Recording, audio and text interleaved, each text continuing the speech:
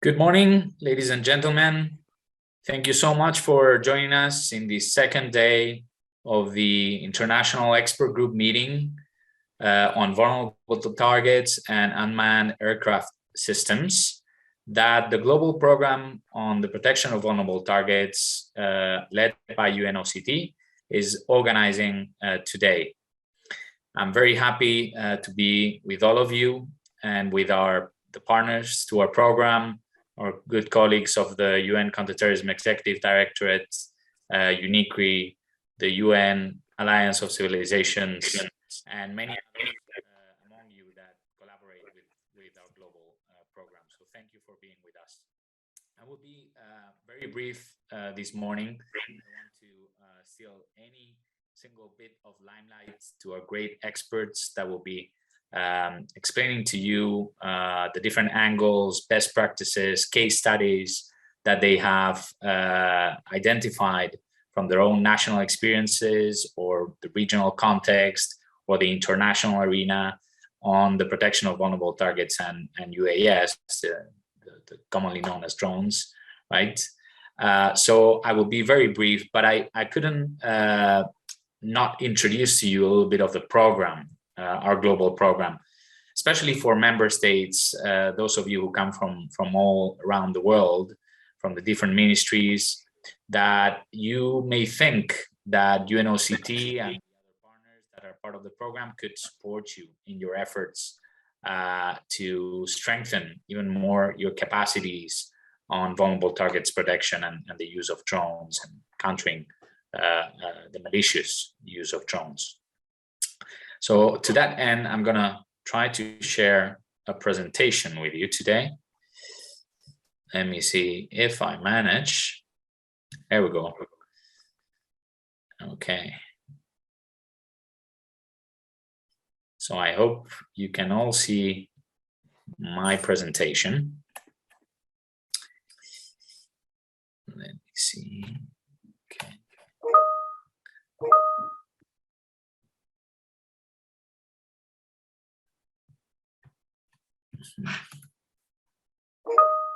Seems like the slides cannot go through, so I may have to do without it. I'm sorry about that. So I'll just introduce it to you, and we'll share with you the PowerPoint because the slides did not run through. As I said, our global partnership. We think that you have to have a holistic, comprehensive approach to protecting vulnerable targets from terrorist threats, and that's why we have partnered with the Alliance of Civilizations and UNICRI in this global program. And this is based on a call from our member states, from all of you, both from the Security Council side and from the General Assembly side. From the Security Council side, and yesterday our good colleagues from CITED did explain it well, in resolutions 2396 and in the 2018 addendum of the Madrid Guiding Principles, there are clear calls of the Counter-Terrorism Committee and the Security Council to strengthen the security aspects, the protection, the prevention, the operational responses to the threat, the terrorist threats to vulnerable targets. Likewise, from the General Assembly angle, the UN General Assembly, all 193 member states, through the Global Counterterrorism Strategy, which was adopted in 2006, it's resolution 60/288.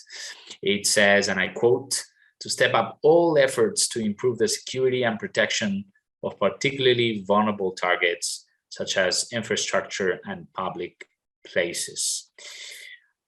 Just these last June, the General Assembly adopted resolution 75/291, which is the 7th review of the Global Counterterrorism Strategy. In this resolution, there are 4 new operative paragraphs on the protection of vulnerable targets and 2 preamble paragraphs. It's really groundbreaking on this topic. It really shows the importance that member states are giving to this topic in the context of the global counterterrorism agenda, as USG Voronkov mentioned yesterday in his speech. In these paragraphs, of course, member states express their concern over the terrorist attacks against vulnerable targets, and they do mention specifically vulnerable targets, including critical infrastructure and public places, so what it's known as soft targets. And they also stress the need to strengthen efforts to improve the security and protection of vulnerable targets, as well as the resilience to those terrorist attacks.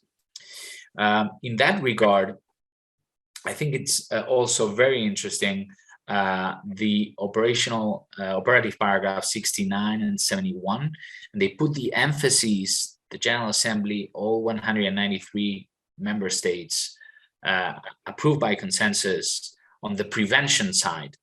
It condemns all terrorist attacks against these vulnerable targets, but it also mentions specifically prevention, and in paragraph 71, the resilience, security, protection. And it also gives a list of what we mean by vulnerable targets. So members say vulnerable targets, which include religious sites, educational institutions, tourist sites, urban centers, cultural and sport events, transport hubs, rallies, processions, and convoys. So we have an idea of what member states really are trying to say when they talk about vulnerable targets. In paragraphs 73 and 74, they call amongst each other. They call upon all member states to establish, or strengthen national, regional, international partnerships with stakeholders, both public and private, to address this matter. It's very important that it's recognized in this paragraph 73 the importance of having this same comprehensive approach to the problem, of involving both the public and the private sector in flexible and dynamic partnerships. For the objective, the same paragraph 73 indicates this: to prevent, protect against, mitigate, investigate, respond to, and recover from terrorist attacks. And then it calls on the United Nations to support member states, specifically on UNOCT, and of course on the Global Counter-Terrorism Coordination Compact entities. Moving on to our global program. So we saw what's the basis, the mandate for this program. And now I would like to briefly mention, our approach. Our approach is clearly, as I was saying before, and you could tell by the partnerships, an all-of-UN approach. We also have the great pleasure to have Interpol as a collaborator, as an advisor to the program, as they play a very, very important role in this topic, and many other international organizations that collaborate with us. We develop practical support and knowledge products, and I will talk a little bit about these in a second. And we try to really have a variety of training courses and initiatives to really support through tools and development of skills the efforts that member states are already doing. So we try to have comprehensive and collaborative approaches that are sustainable. Even embedded in our capacity building assistance, we include mentoring services to ensure that sustainability. In terms of thematic areas, well, I read you a little bit what the General Assembly, in its latest resolution on the global counterterrorism strategy, specifically talking about vulnerable targets, what the General Assembly understands is included in vulnerable targets. We, in our program, follow, of course, those areas, and specifically have narrowed down to 4 big thematic areas. So urban centers, touristic venues, religious sites, and major sporting events. And in addition to that, we are also addressing, as you can see in this meeting, the threat posed by unmanned aircraft systems. Under our sporting events pillar, we of course partner with the Sports and Security Global Program that is also led by UNOCT. And my colleague Valerio De Divitis will be joining us for the next session, and he will be able to give you a flair of what they're doing under that rubric. In terms of our activities, and I'll finish with these, we are developing, first of all, a line of knowledge products, mostly based on developing the vulnerable targets concept and these thematic areas I just mentioned, as an addendum to the compendium of good practices on the protection of critical infrastructures that was published in 2018. This was a joint initiative between CTED, Interpol, and UNOCT.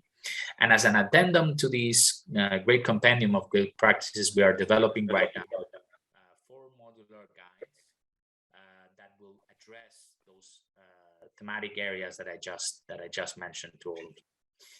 We're also developing operational guidance for member states and how they should also, what models are there to engage with private sector, civil society organizations.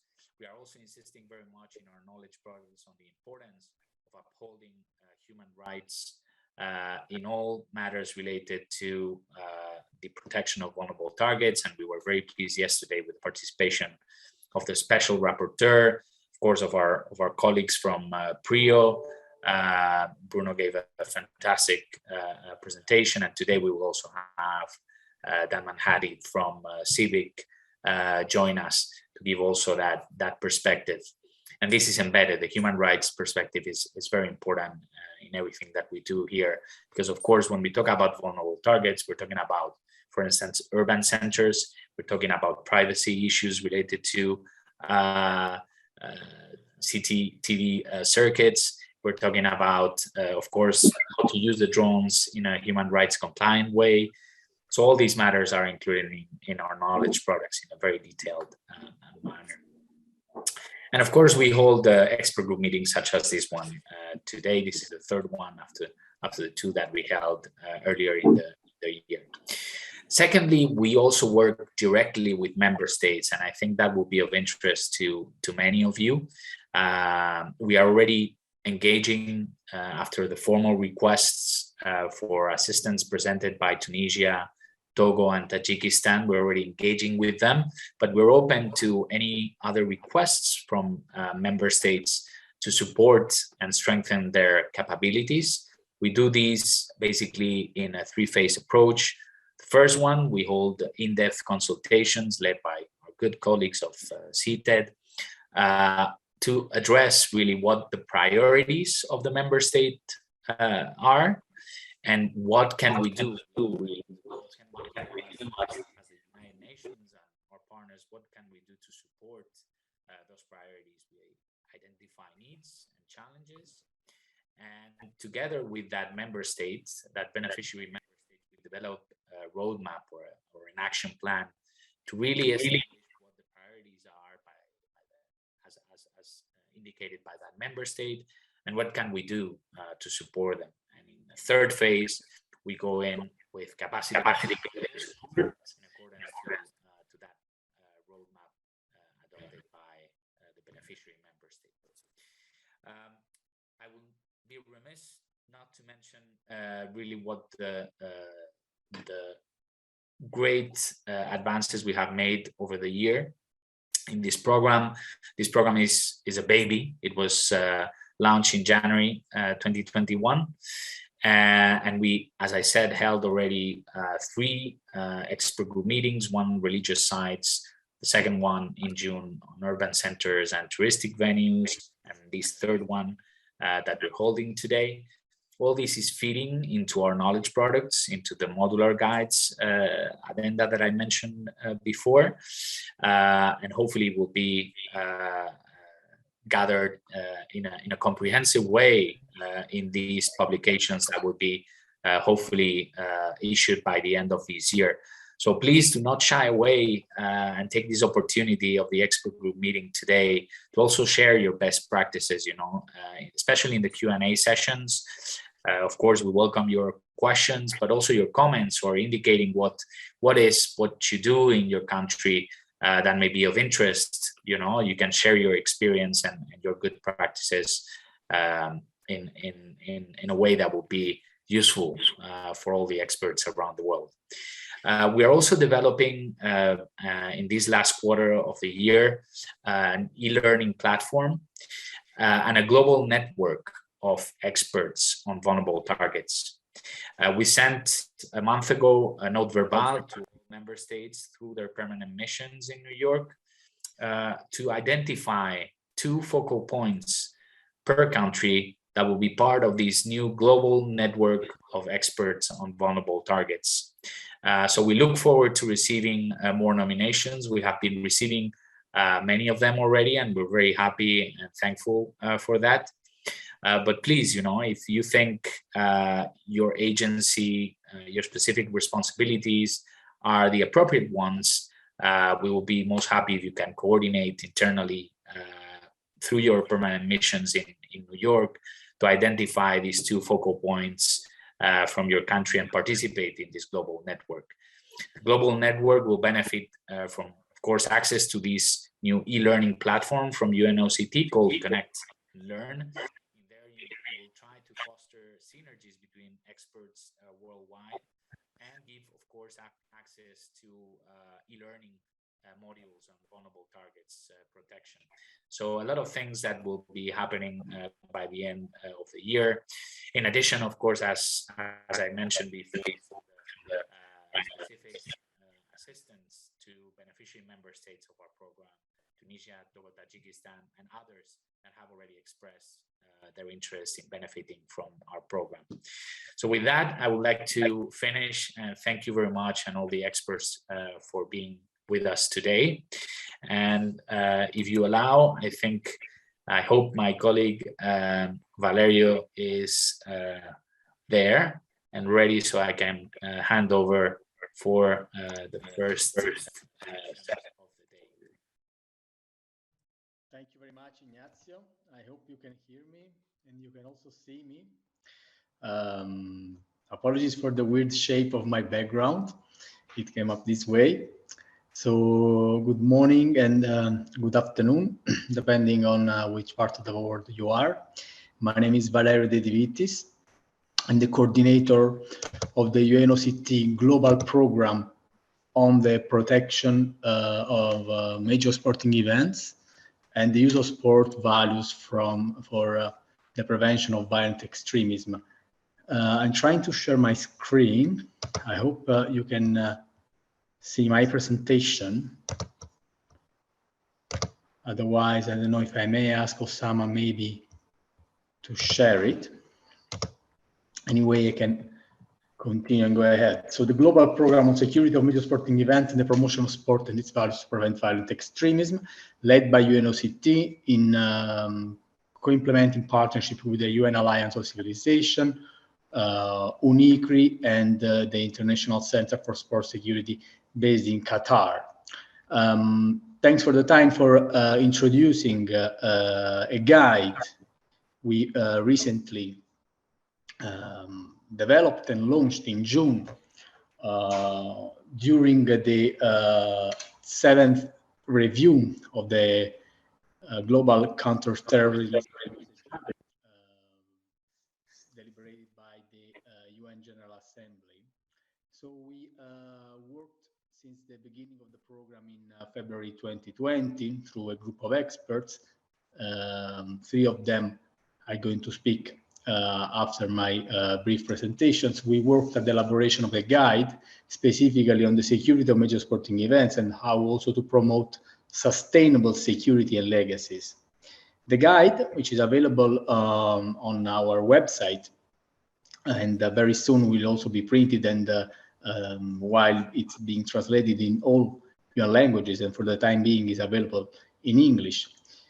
Its main aim is to provide a comprehensive guidance to address the challenges and the opportunities that organizing a major sporting events implies. It recognizes the different contexts in which various major sporting events can take place, mindful of the divergent cultures, legislative frameworks, and levels of resources that may be available depending on the context, on the country, of course. The main audience So the guide basically targets policy and decision makers within governmental institutions and the organizers, of course, sports federation organizing major sporting events. But also it's very relevant to business entities, so to the private sector entities involved in the organization of major sporting events, and which interests may be affected by any risk to the major sporting events.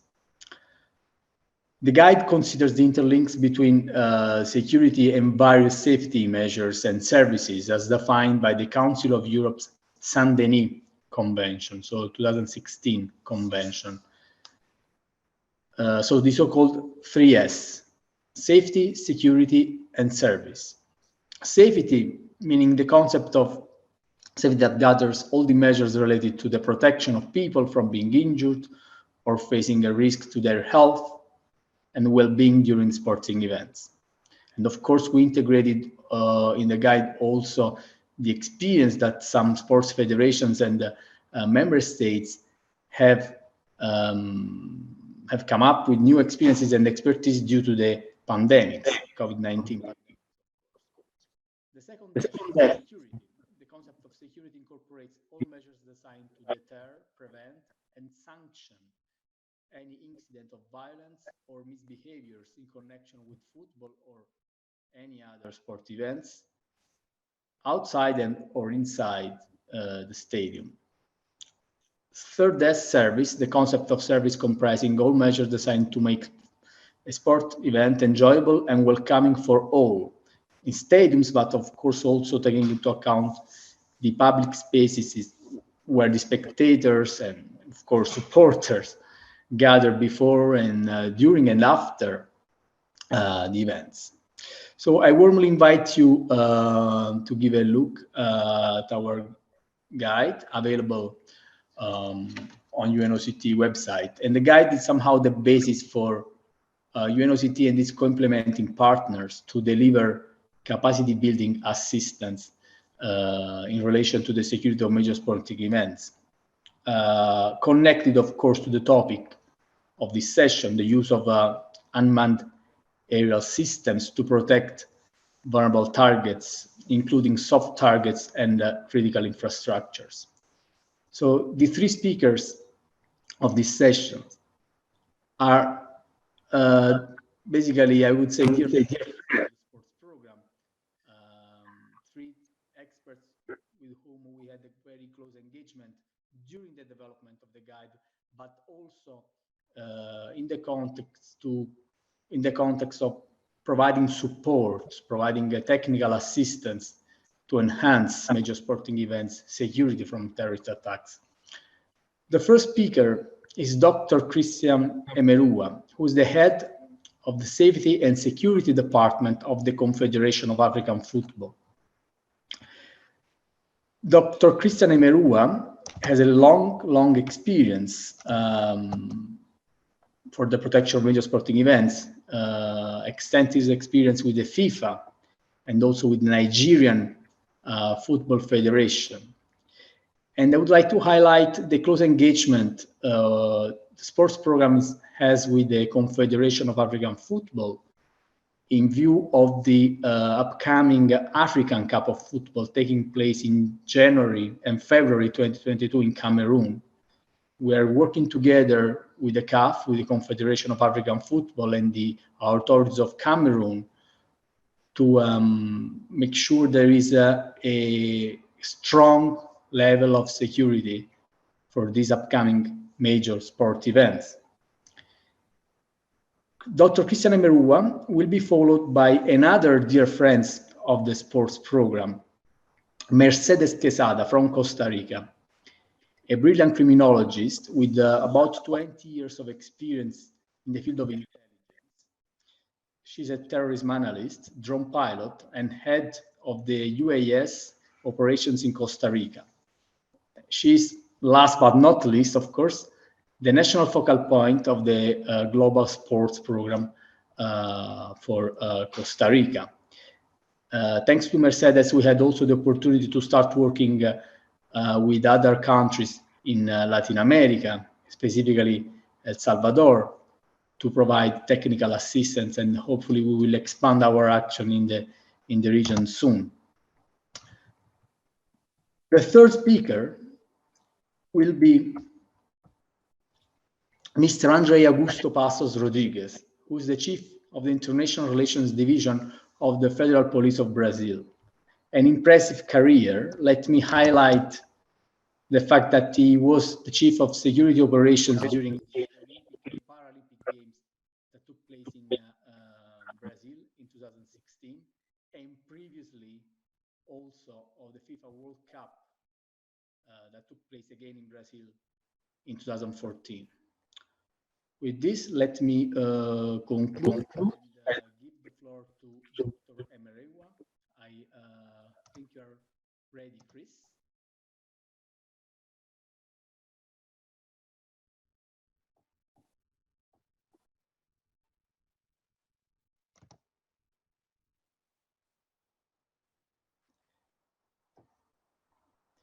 Please, Dr.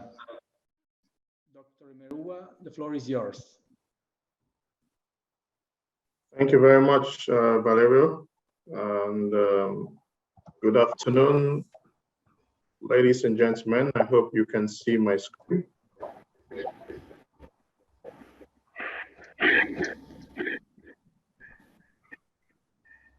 Okay. Yes, we can. Thanks, Chris. All right. So I'm expected to speak on the use of UAS to protect vulnerable targets, including soft targets like football events. Let me thank the United Nations Office of Counter-Terrorism for extending this invitation to us at CAF. And we are always happy to be part of this global movement in ensuring safety and security at major sports events. I will quickly talk about why we need this and what it's all about. And of course, the reason why we need it, the threats to players, officials, and spectators, and VVIPs. And of course, I will talk briefly about the requirements of the CAF safety and security regulations.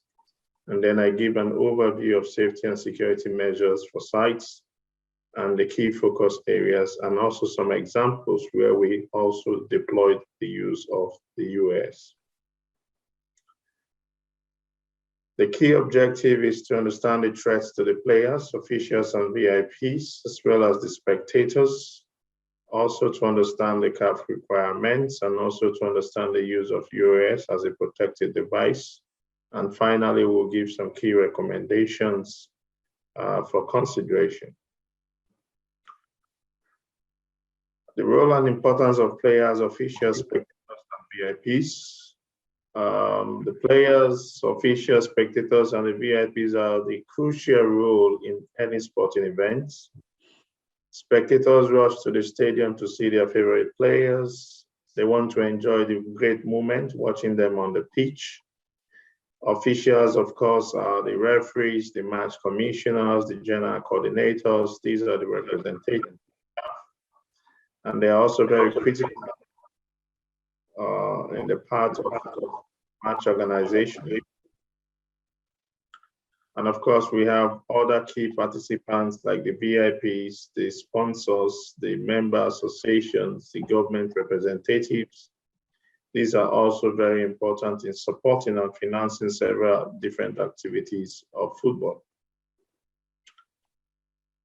What are these threats to players? The main issues and threats to players, officials, spectators, and VIPs in connection with matches across the world. These are standards that we have seen over and over in terms of experience, failure to plan, disproportionate response to issues, overzealous policing, disruption to orderly ingress and egress, chaos on the pitch and in the tribunes, and exceeding of maximum safe capacity.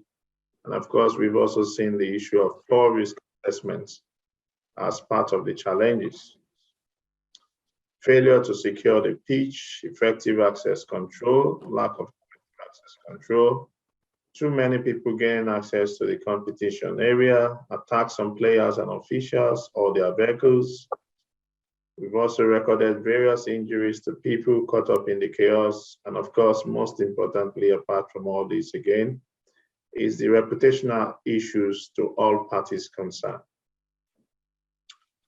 We've also experienced failure to inspect VVIP facilities, failure to agree on a plan together, meaning failure to have an integrated working system in place, failure to stick to the agreed plan in places where there are plans. We've seen situations where there are no accreditations, and there are also situations where we have poor implementation of the accreditation system.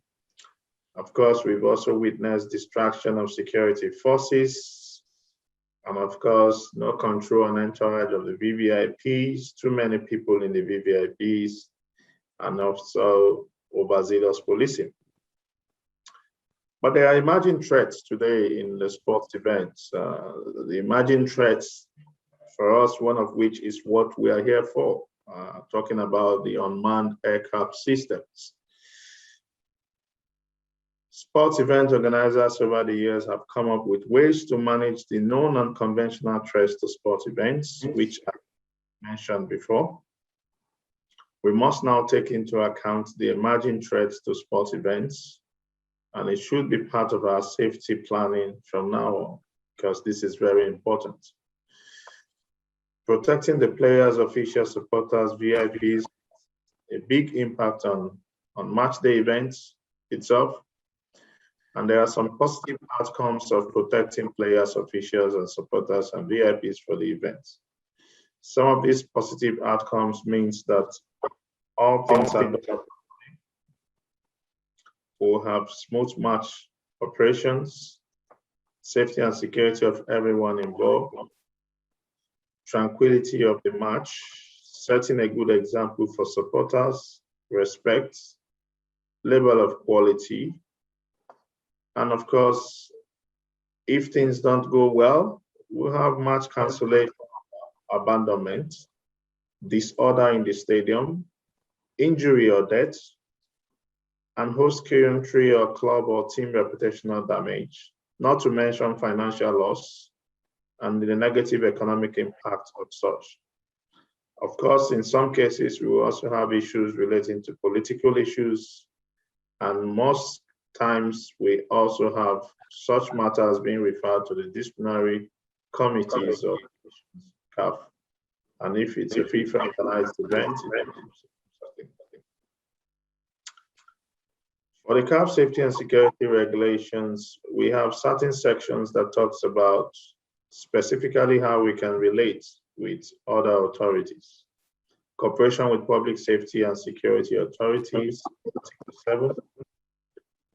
Safety of the visiting team in Article 35. Limitation of spectator movement in Article 35. Protection of the field of play in Article 38. And now we want to look at the implementation of operational procedures. There are key focus areas that we have to consider when we are looking at the implementation of the operational procedures. We talk about the stadium. We consider the spectators' arrival hub and the transit. We consider the training sites or the training sessions whenever it's going to happen. We take a look at the competition area. If it's a bigger tournament where you have the fanfare centers, we also have to put an eye on the fanfare centers.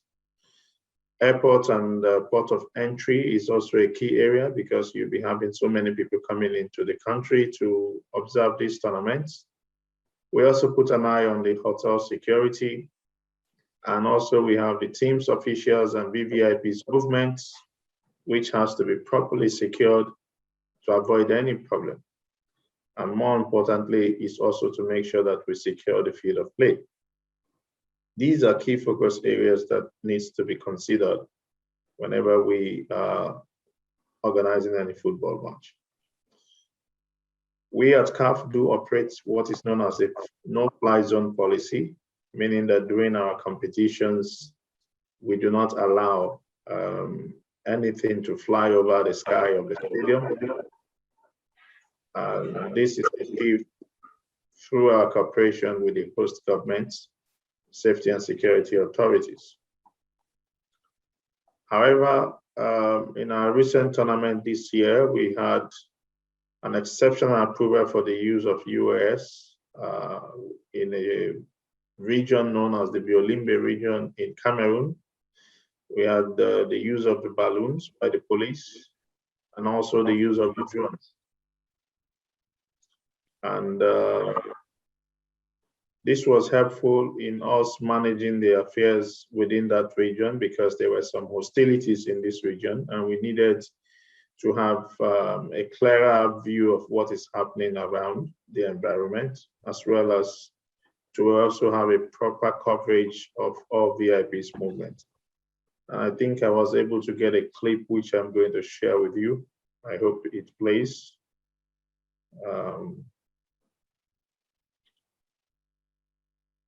So this is just a clip to show you how we used one of the UAS, which is basically the drone.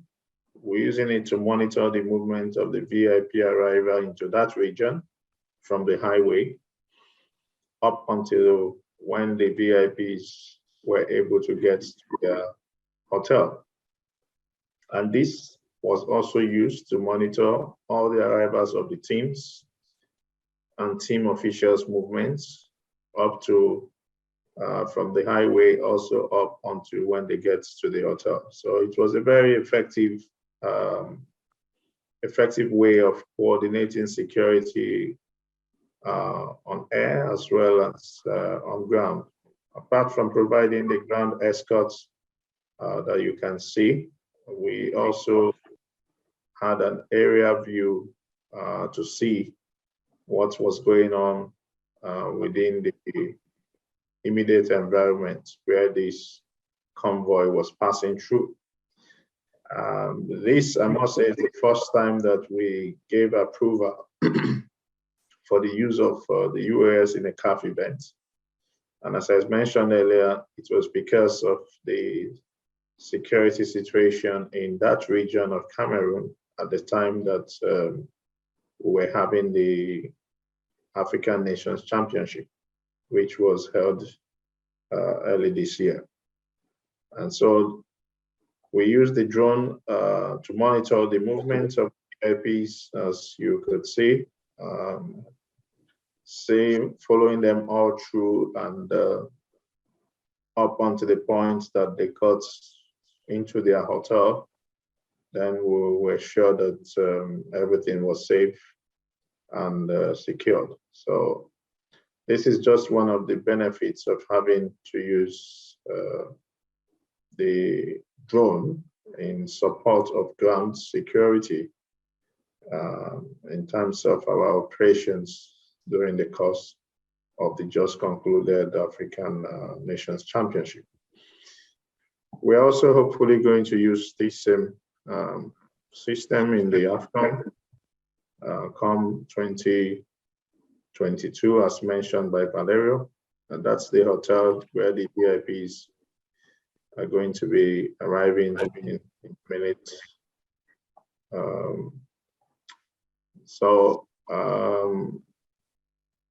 It goes to show that there are a lot of benefits if we decide to adopt the use of the UAS. But of course, in my concluding statements, you'll see my recommendations. Yes, this is the arrival of the VIPs into the hotel.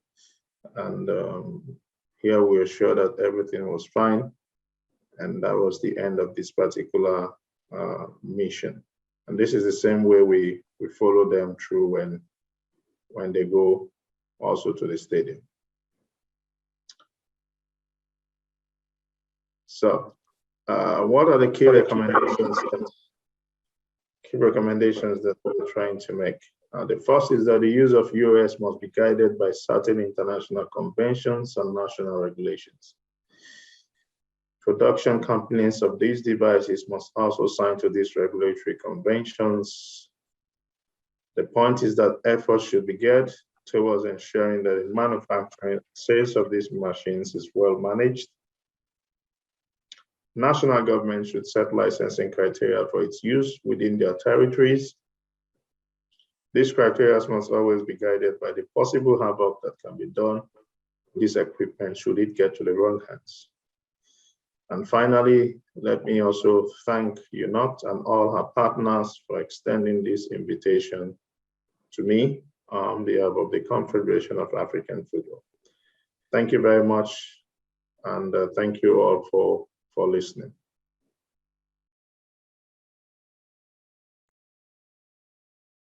Thank you, Chris. Thank you very much for the very insightful presentation.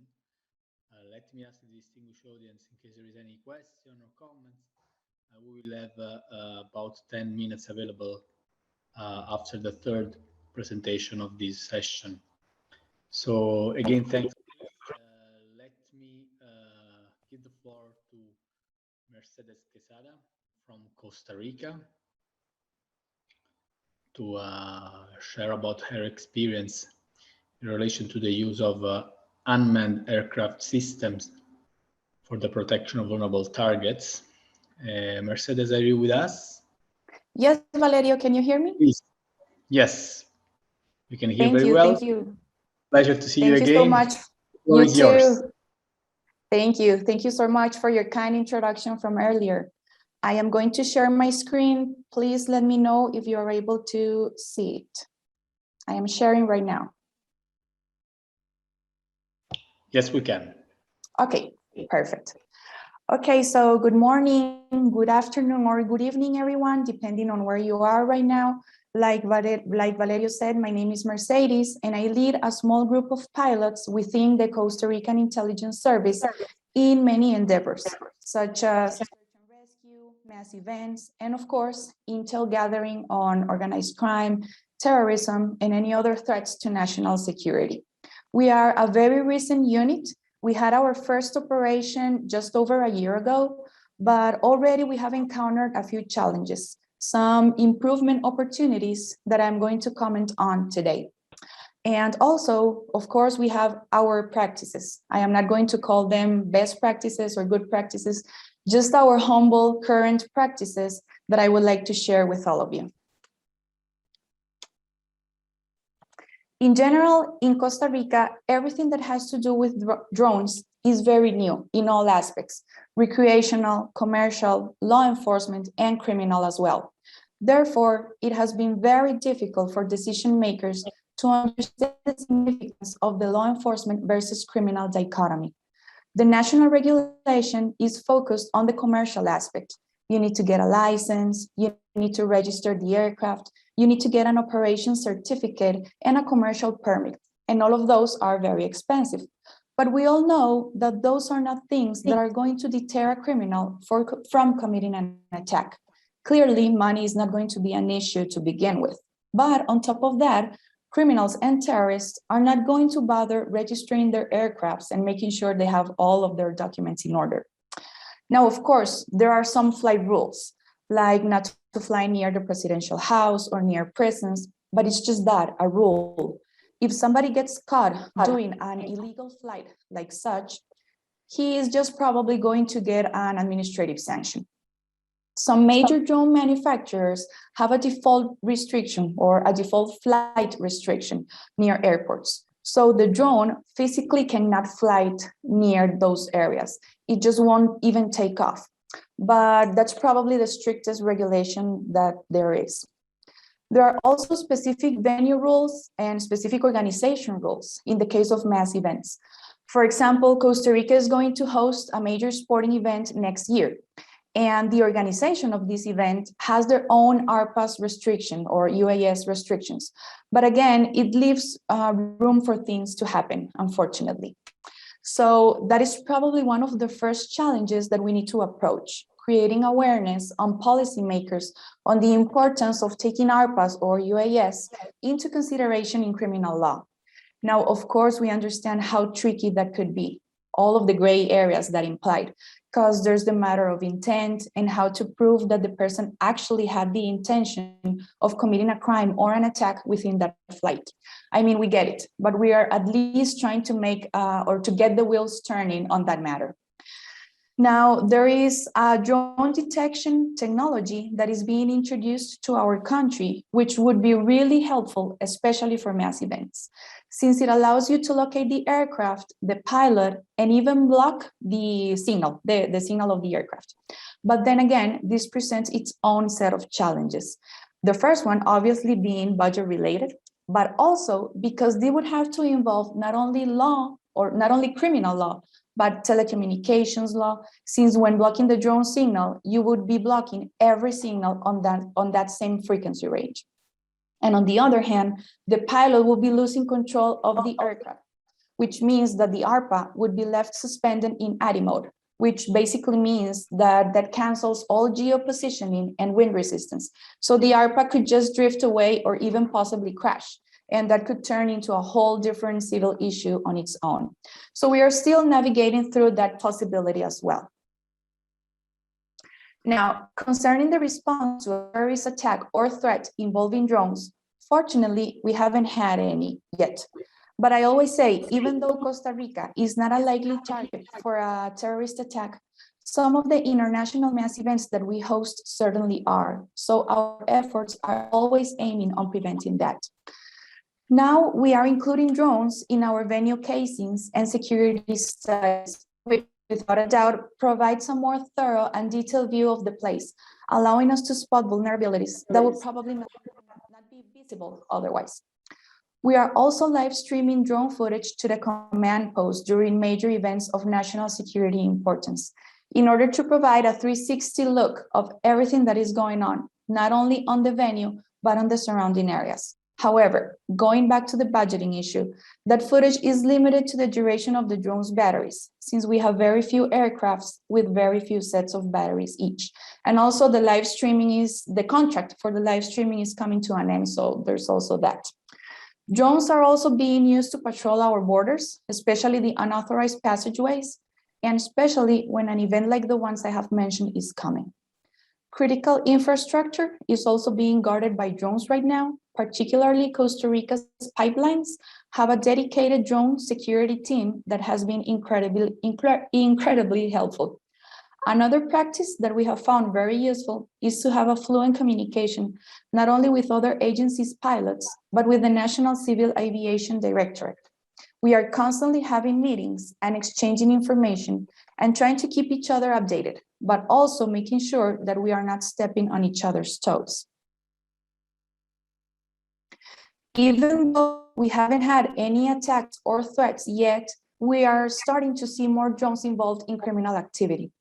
There have been a couple of attempts on delivering items into prisons. Just a second, I think. Yeah, over here. There have been a couple of attempts on delivering items into prisons since at least 2020. On one occasion, a DJI Mavic was used to try to introduce 100 grams of marijuana into our major penitentiary complex, but it crashed against a nearby building. In another instance, they tried to introduce 4 cell phones and some SIM cards. And earlier this year, a DJI Phantom was used in an attempt to get 3 cell phones into that same prison complex. But mostly drones have been used for residential surveilling in order to commit crimes against property. However, we are not letting our guard down, and we are all joining efforts to raise awareness and to reach the minds and ears that need to be listening about this. Currently, most of our agencies are equipped with a couple of ARPAs and a couple of pilots each, and we are all starting to face very similar limitations: budget, technology, training, and legal framework. That is why it was so important for me to be a part of this meeting and to spend these 2 mornings listening to all of you and learning from everything that you have to say. But I am also honored to be given the space to share our very short and humble journey through incorporating ARPAs into counterterrorism efforts and into law enforcement in general. So thank you again to the hosts for the opportunity, and thank you so much to all of you for your time and your attention. That will be all on my behalf. Thanks. Thank you. Thank you very much, Mercedes, for the insights and for sharing the experience of Costa Rica. I see Andre Rodriguez already, the chief of the Relations divisions of the Brazilian Federal Police. Thanks, Andre, for joining us. The floor is yours. We can see your presentation very well. Okay. Okay.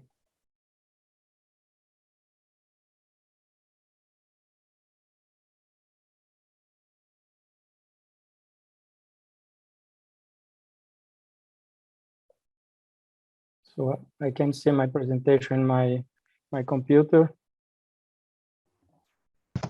Yes, we can see it well. So maybe you can option for the slideshow, a apresentação de slides.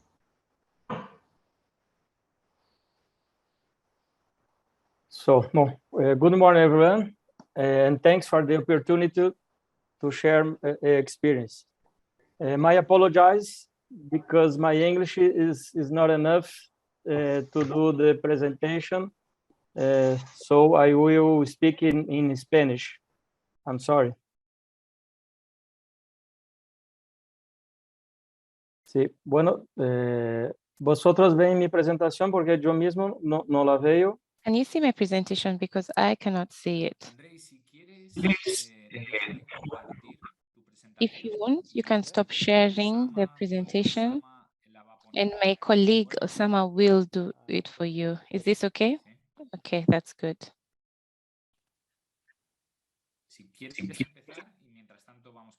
You may start and we will share the presentation. Thank you very much. Now I see it. As I said, thank you very much. Thank you, Ignacio and Valeria, for the opportunity to share our experiences. I believe that I am here to share what we are doing in Brazil as pertains to major sports events and also to learn from you. So thank you very much for this opportunity. In Brazil, and this is the roadmap, if you allow me to share it. First, I want to share what we are talking about. When we're talking about challenges in the domestic situation, here we are saying that Brazil has hosted huge events, including the 2014 FIFA World Cup and the Olympics and Paralympics in 2016. And I was in charge of the security, coordinating and planning, as well as implementing the operative work for these two major events. That's FIFA and Olympics and Paralympics 2016. Since 2013, there have been very many protests. And I place this here, but I know this happens in very many countries, at least here in Latin America. But it was quite a perturbed time for us. There were no Olympics, there was no World Cup. And so Brazil was not ready to host the huge challenge, the major events at this time. In 2014, President Rousseff was elected. Then there were protests. And in 2015, we see the impeachment of the president. And now we are in 2016 with 2 presidents of the Republic, 7 ministers of justice. There was public unrest in the city of Rio de Janeiro, where the Olympics had been held. And were being policed, the police presence was a lot. And the police were offering security to tourists. There were also 6 former governors who had been arrested for corruption. So there was absolute chaos in this province. Let's move to the next slide, please.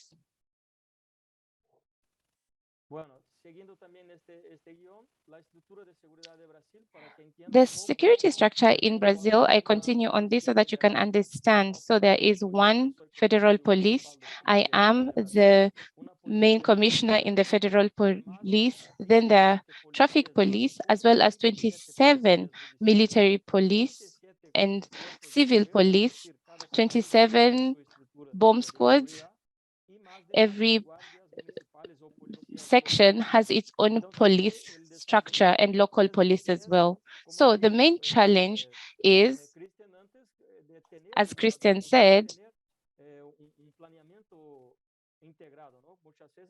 comprehensive and united planning. So how do we coordinate and how do we integrate all these different agencies that we have here in Brazil in a country with 210 million people, with the many difficulties we have here in our huge country? So we created a security secretariat, and I was either lucky or unlucky to lead it, and I was in charge of the coordination. Let's move to the next slide, please. We coordinated this, and here we see the good practices. Here I'm talking about the applications of drones and the use of drones. On very simple drones, and we look at the risk, the threat, and the vulnerability. We try to understand how this ties to risks and threats, identifying the threats in order to control them. And this is what we have done. But in Brazil, at the time we were hosting the games, we did not have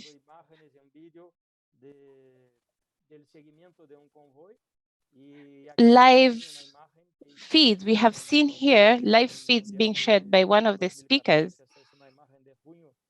In 2014, you can see the image right here, but this image was taken by a helicopter, not by a drone, because at the time we did not have the opportunity or the possibility to do this and to take such photos.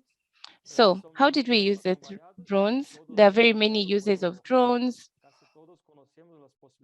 And we know, at least I believe we all know, that they help in surveillance, transport, and accessing difficult to access areas. And these are the simple uses of drones. How do we use them to protect? Let us please move to the next slide. This is how we are using them to protect. Very specific uses. Here, making reference to the FIFA World Cup in 2014 and Rio Olympics and Paralympics 2016. So here we only could use them in crowded areas, not in closed areas, but in open areas with a lot of people, or where the sports were being held, so that we could try and identify what was going on. But what is going on? But there are some no-fly zones. We can fly close to these zones, but we cannot fly there. This is a huge vulnerability. So we have come up with a protocol, and this is a good practice. And we are sharing this protocol on the use of drones. Even though we do not have this yet in Brazil, but it's good to see this protocol. It is now being used as a regulation on the use of drones. With this, we provide that drones can be used for public security and business zones. And here there is a close link with the private sector and businesses that have been certified by us could therefore fly their zones in determined areas And here we see some images that we have taken. But the two practices that I am highlighting here have an additional phase, because we have to ask ourselves, how are they being used? Because there has to be an intelligence agency for their cooperation. And here we talk about international cooperation. During the FIFA World Cup 2014 and the Rio Olympics 2016, we had two structures for international cooperation. One, with an international center for cooperation, bringing together more than 40 countries as police acting together, and another unit simply for terrorism, that is an anti-terrorism unit. We had representatives and experts on this from 8 countries, together with us, the Federal Police, for international cooperation for this theme, and it was specifically used for terrorism, anti-terrorism work.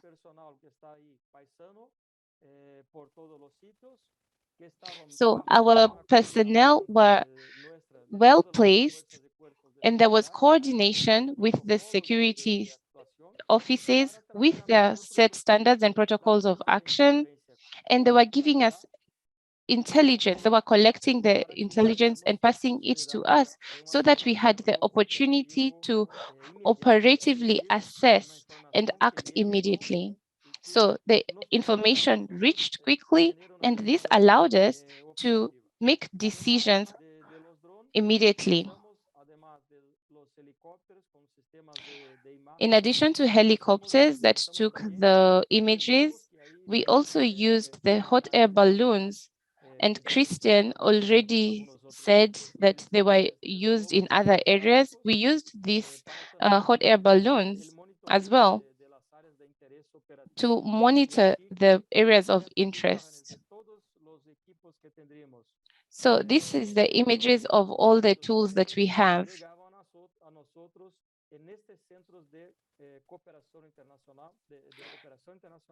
This is what we have within our international cooperation unit, and what we will have placed in different areas. So information is collected by our staff on the terrain, information that is verified, and it enables us to take quick, rapid decisions. Next slide, please. In addition to what we have done, we have our roadmap. We here see our priorities and necessities. Of course, here we are focusing on the use of drones.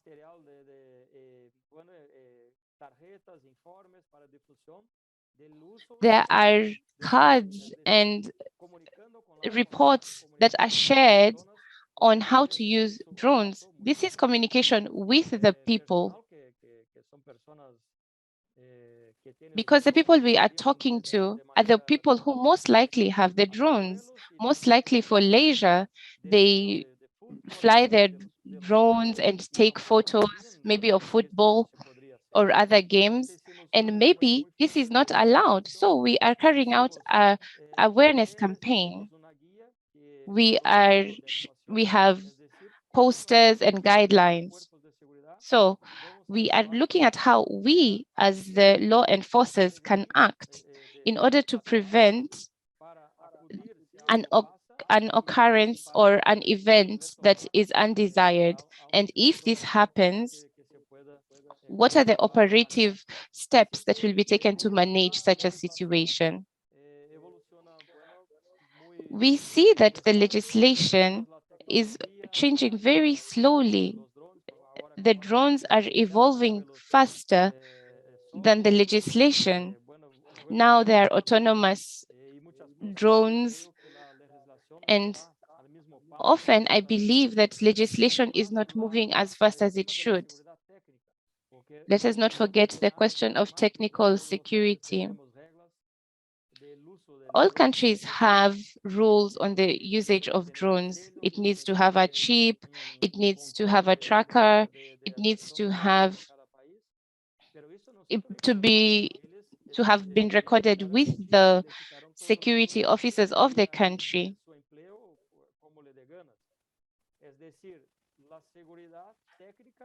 But we have to ensure that the technical security is also evolving so that we can have proper use of drones so that they are not unlawfully used. And finally, the question of countermeasures. Here, I will mention the games 5 years ago. We had systems and tools,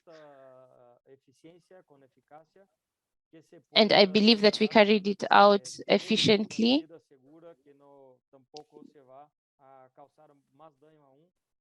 But we have to have countermeasures that would be effective.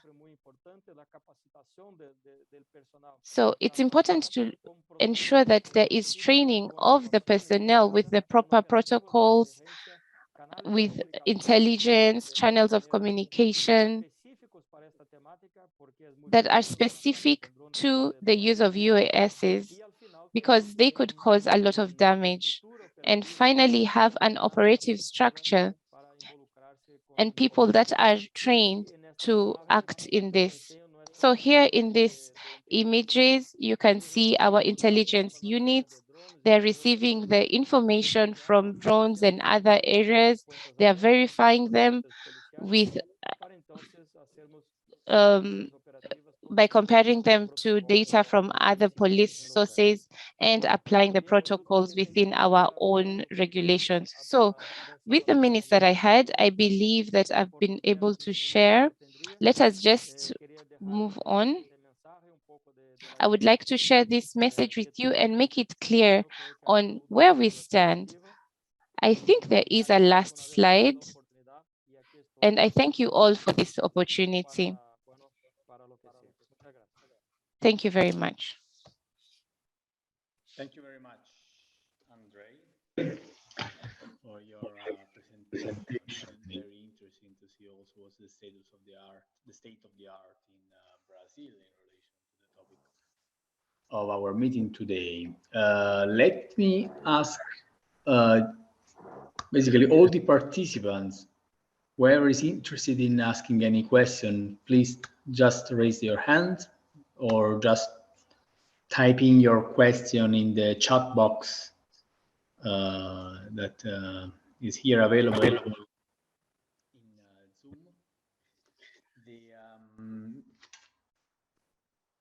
I have actually also myself a question or a comment. While yes, I'm answering to Alessandro Carini.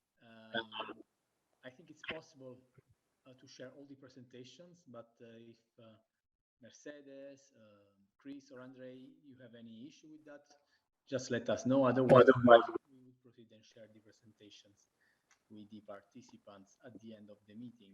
So we will distribute. No problem. It's possible to share. No problem. Same here, no problem. Bueno. So I don't know who between the speakers or among the speakers can solve what is my main question. My main question is how is possible now, given the fact that the use of drones is something that came up very recently in recent years. How is possible for the security officials and the institutions, of course, police investigation, to make sure there is enough knowledge, attention to keep the pace with the use of drones, which development is still ongoing, and there are new drones to be launched very soon, and therefore to make sure that there is enough technology and awareness to prevent the misuse of drones. So is there any particular study or research unit dedicated to the the development basically of this matter, since similar to what happens with cybersecurity, this is a topic basically evolving very, very fast.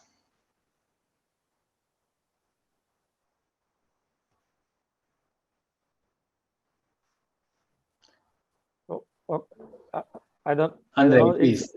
Okay. Sí, bueno, comentaba un poco de esto que estamos muy por detrás, ¿no? So we really are quite far behind, actually. There are some details to be worked out.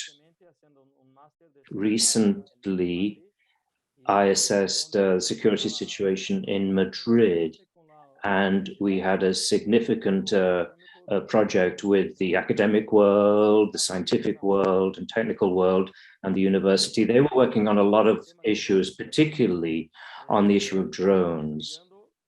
So they were investigating what countermeasures can be taken to control this threat, and how can we use the drones for our purposes.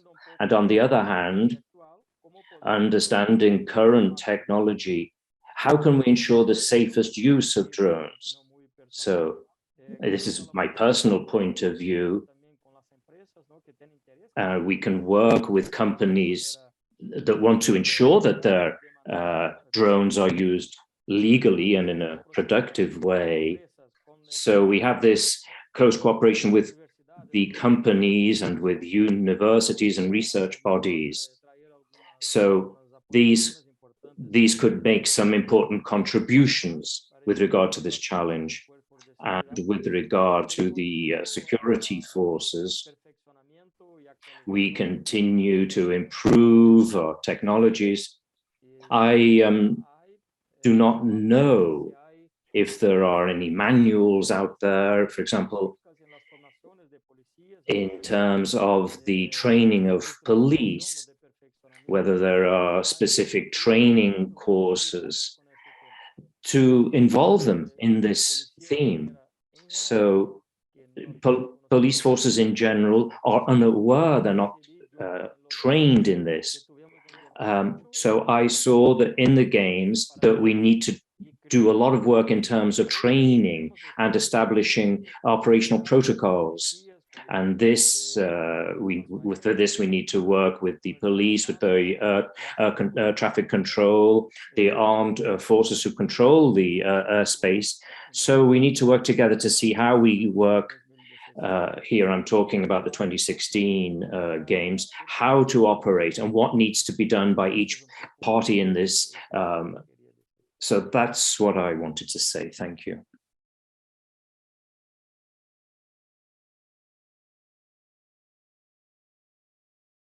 Perdón, I was muted, sorry. I was muted. And basically, you think that institutions should invest more and focus more on research, development, and cooperation with private entities and academic institutions, so universities, knowledge hubs. So yesterday, there was a participant from the University of Malaga who also provided very brilliant insights over the matter. So indeed, the cooperation between knowledge centers like universities and in some cases also research centers or think tanks with the public authorities, it's crucial to provide training and also to understand, to keep the pace, basically, what are the trends over the use or the misuse of drones in that might affect vulnerable targets. Thanks, Andre, for your answer. So then we have a comment from Alessandro Carini from Italy, who's saying that in Italy we started in 2015 using drones for law enforcement purposes, so for public event. Also looking at new solutions and strong collaboration with private sector institutions, so confirming your statement, basically. So we have a question actually addressing all speakers. Philippe Allegre. I don't know honestly which institution he's from. Congratulations for the presentations. So the speakers, then it was mentioned yesterday that there are various challenges in neutralizing UAS, especially if they are carrying CBRN, chemical, biological, radiological, or nuclear weapons. For example, it will be an issue if you shoot an UAS because it might spread CBRN instead. Can you share some of your plan of actions in case there happens attacks like this in your area of interest? So basically, to summarize, Philip is asking, is there any measure in place to avoid the spread of CBRN substances in the air that if these are carried by a drone that is either neutralized or shot by security forces or law enforcement agencies? I don't know who would like to address this very tough, I might say, question, but indeed demonstrating how important it is to address this topic. We have 1 more minute. So is there any volunteer? Let me just jump Please, in, go ahead. Valerio. Please. I think basically from our own experience, what we have tried to do, which is very expensive for the host countries, is to make sure that they have the capabilities to intercept the US, and to control it. I've seen this practically happening in New Zealand during the U20 World Cup in 2015, where the police were able to intercept US and then controlled it and brought it down. So shooting one should not be an option. I think that would be escalating the havoc. I think the workable option should be to have the capability to take over, to have an override once it comes within the airspace of the sport events, to have an override capabilities that can manipulate the UAS by the police or the security agencies. We always insist on them getting these equipments, and in places where they do not have these equipments, I know they always try to get independent consultants that can assist with this, but this is quite expensive again. Thank you, Valerio. This is Counter-Terrorism speaking. I had the presentation yesterday regarding UAS with CBRN payloads. In addition, you would need a proper planning where you bring it down. If you can take control over the UAS, you should have a designated area which is far away from any, let's say, human population or in another critical infrastructure. And this requires a very profound planning in addition to those measures to bring them down and taking control over the drones, because you never can, well, say, completely reduce the risk that there will be a release of the chemical, biological, or whatever agent that is on site. So this is in addition what has been said from Dr. Christian Emerua, that you have a proper planning and a designated landing area for these drones. Thank you so much, Gunther. We also have a comment from the Italian representative, Carini, referring to spoofing techniques to control a hostile drone taking control of it. So with this, let me thank all the speakers and, of course, the participants for your questions and going to your comment. Andre, you want to? Yes, please, Andre. Go ahead.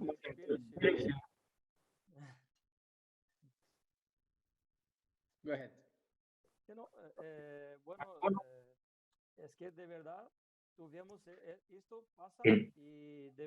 In fact, we did have problems, and we didn't find a COC solution for the control of drones. We had a sufficient budget for the games, but we didn't have the mechanisms in place to use them. It's very expensive, but that's not the problem. It's the effectivity of the mechanisms in place which is inadequate. So this is another problem. This is the issue of, well, we can't just shoot them down because there are people at risk. So I'm very in favor of working together. We needed to cooperate, the different security forces, with private companies, with the organizing committee, and have the very basic, that is, intelligent, trained people who are controlling the situation, with, of course, the sources that we have of videos, etc. So I apologize if I'm disappointing you on this theme, but we do not have the necessary effectiveness, the necessary tools. So as far as I know, that's the case. Thank you. Thanks for sharing. Let me also punctualize the question from Philip Allegre. Philip Allegre is from the Security Council of the Philippines, National Security Council of the Philippines. Thanks, Philip, for explaining about your observations. With this, we took already 5 extra minutes. I want to thank all the speakers and, of course, the participants for your engagement during this session. We're always available not only to circulate presentations, but also to facilitate the exchange of knowledge and experiences and expertise through our UNOCT Connect and Learn platform. So there will be also details shared with you in the days to come with all the participants. So with this, let me close the session. Thanks once more, and over to Ignazio.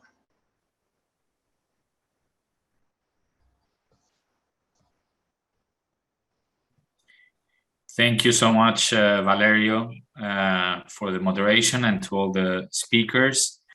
We are now going to go into our second session of the day, the multidimensional response to UAS-related threats against vulnerable targets. And this session will be moderated by Sarah Grant-Clement, who's a researcher of conventional arms and the security and technology programs at the United Nations Institute for Disarmament Research, UNIDIR. Sarah, the floor is yours to moderate the panel, and thank you very much. Thank you very much, Ignacio. Dear colleagues, ladies and gentlemen, good morning, good afternoon, and good evening, depending on where you are. As we have heard throughout this event, uncrewed aerial systems, or UAS, present a number of threats to soft targets. Yet, as we have also heard in the last panel, UAS are always a threat, and they can be used as a protective measure and have many other useful purposes that benefit society at large, whether that is through the provision of search and rescue functions, surveillance, or the delivery of payloads, such as medical items. And this really demonstrates the dual nature of UAS and how they can be either a helpful or a harmful asset, depending on who is using the system and for what purposes. And it is within this complex landscape that responses to the potential threat UAS pose to vulnerable targets must be implemented and are being developed under relevant international frameworks, strategies, and processes. These, of course, include the UN Global CT Strategy, as well as frameworks and processes provided by relevant resolutions. Indeed, a number of actions and mechanisms have been put in place to deal with this issue. At UNIDIR, this includes work and contributions to a joint project of the UN Global CT Coordination Compact Working Group on border management and law enforcement relating to counter-terrorism. This work is working towards a forthcoming publication titled Guidelines for Member States to Facilitate the Implementation of Security Council Resolution 2370 and the relevant international standards and good practices on preventing terrorists from acquiring weapons, including UAS and components, as was also mentioned by Mr. Morange during yesterday's session. This work is being implemented with UNCTAD and close cooperation and collaboration with other entities of the working group, many of which are represented here today as well. These technical guidelines are currently being finalized and are expected to be launched and made available to interested parties in the coming weeks. And what these guidelines do demonstrate, however, is the number of actors that need to be involved, as was also noted in the previous panel, to ensure appropriate prevention and mitigation to the UAS threat. Indeed, ensuring a multidimensional and multi-stakeholder response is crucial.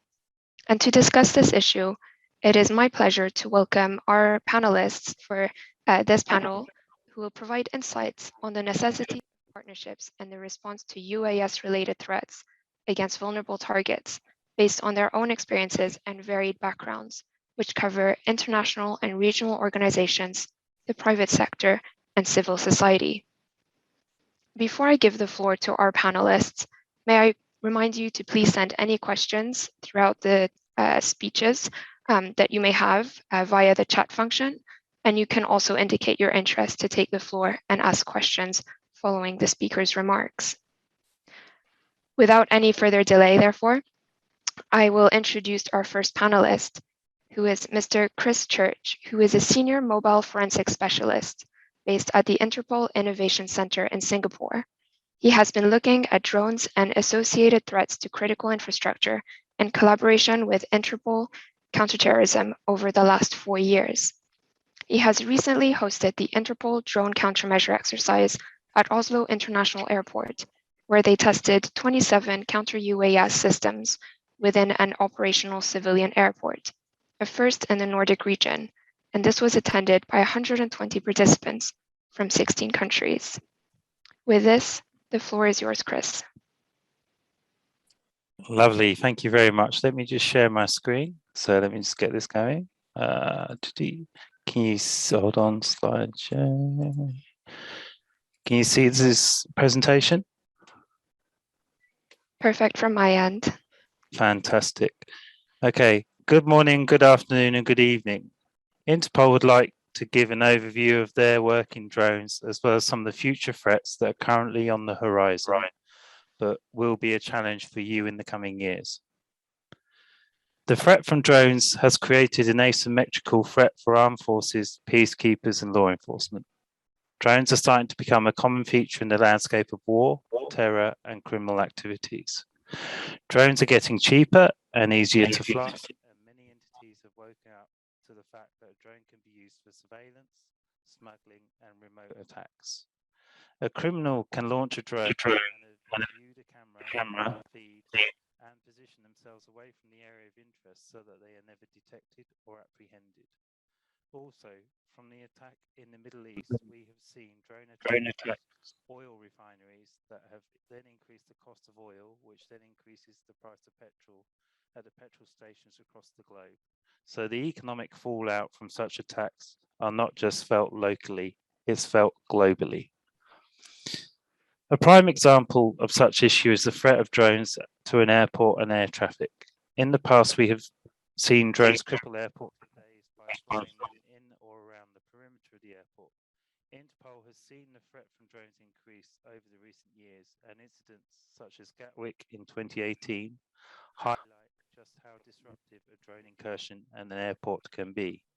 It's not only the disruption, but also the cost to cancel and reroute air traffic during a drone incursion at an airport, as well as the cost to the airlines to reroute passengers and cargo.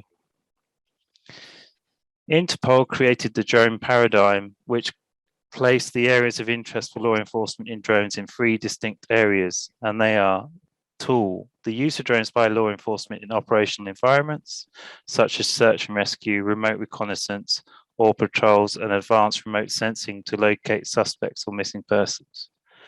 The threat, the use of drones by criminals, terrorists, and bad actors, as well as guidance on how to react to a drone incident to maximize data and biometric figures.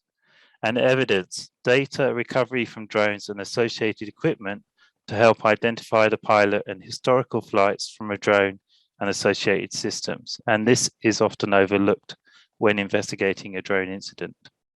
This has enabled Interpol member countries to understand the threat and benefits of drone to their agencies, and Interpol is working develops them to maximize use cases, threat data, and digital forensic opportunities.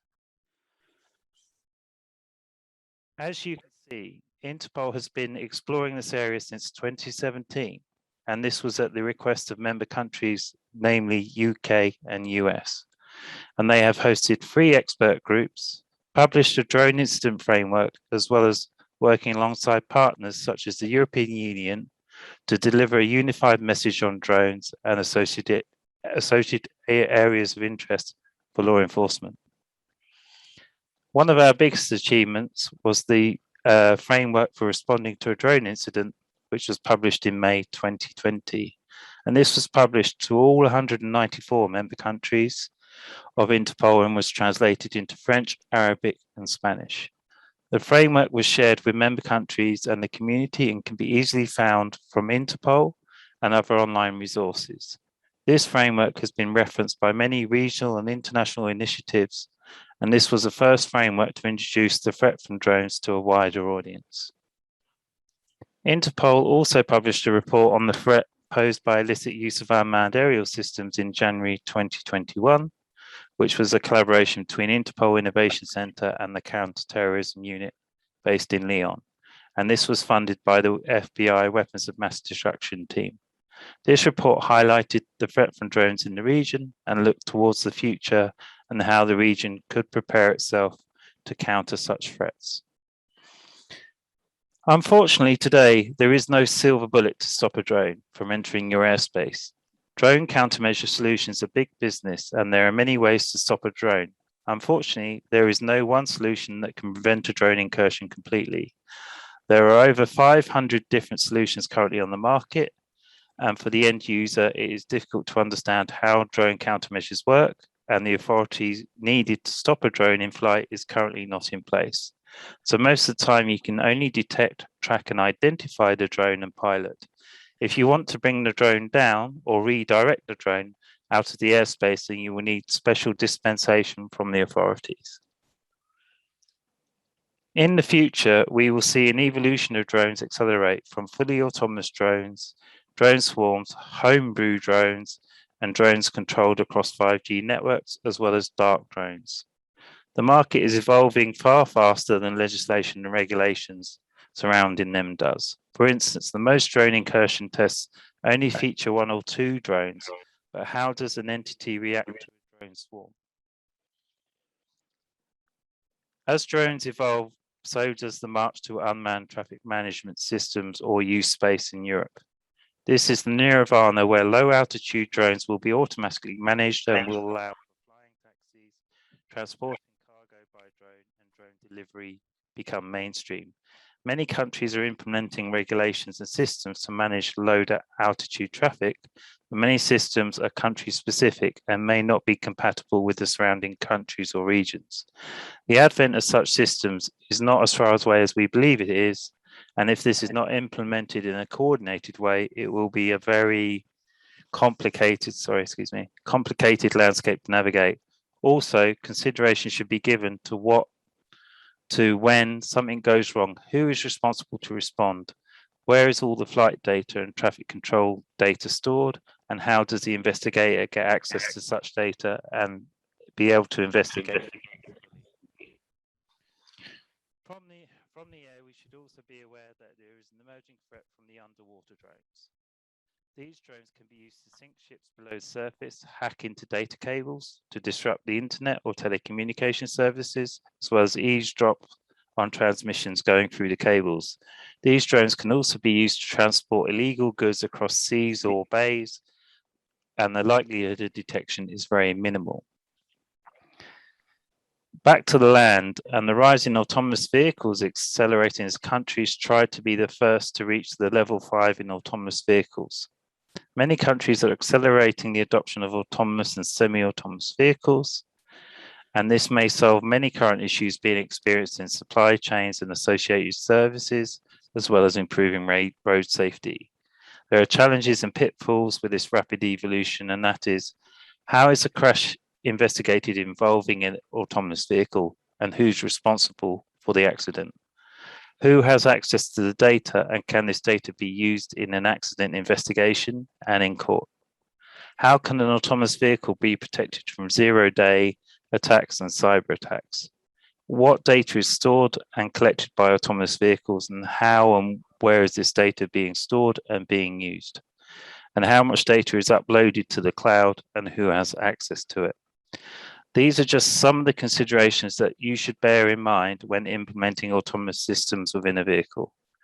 We will also see infrastructure modernized and adopted to allow autonomous vehicles and trucks, and the smart city will be a major data hive of environmental, telemetric, and data variables. Government and legislative bodies should try and understand what data is being collected and how it may be used by the suppliers and third parties, as well as how this may be used for criminal investigations and creating a safe environment for the populace. Interpol sees itself as a coordinator and a creator of activities to engage and enhance member countries' understanding of emerging threats and technology. One is the Interpol drone incursion exercise that was held in Oslo, Norway, between the 28th and 30th of September this year.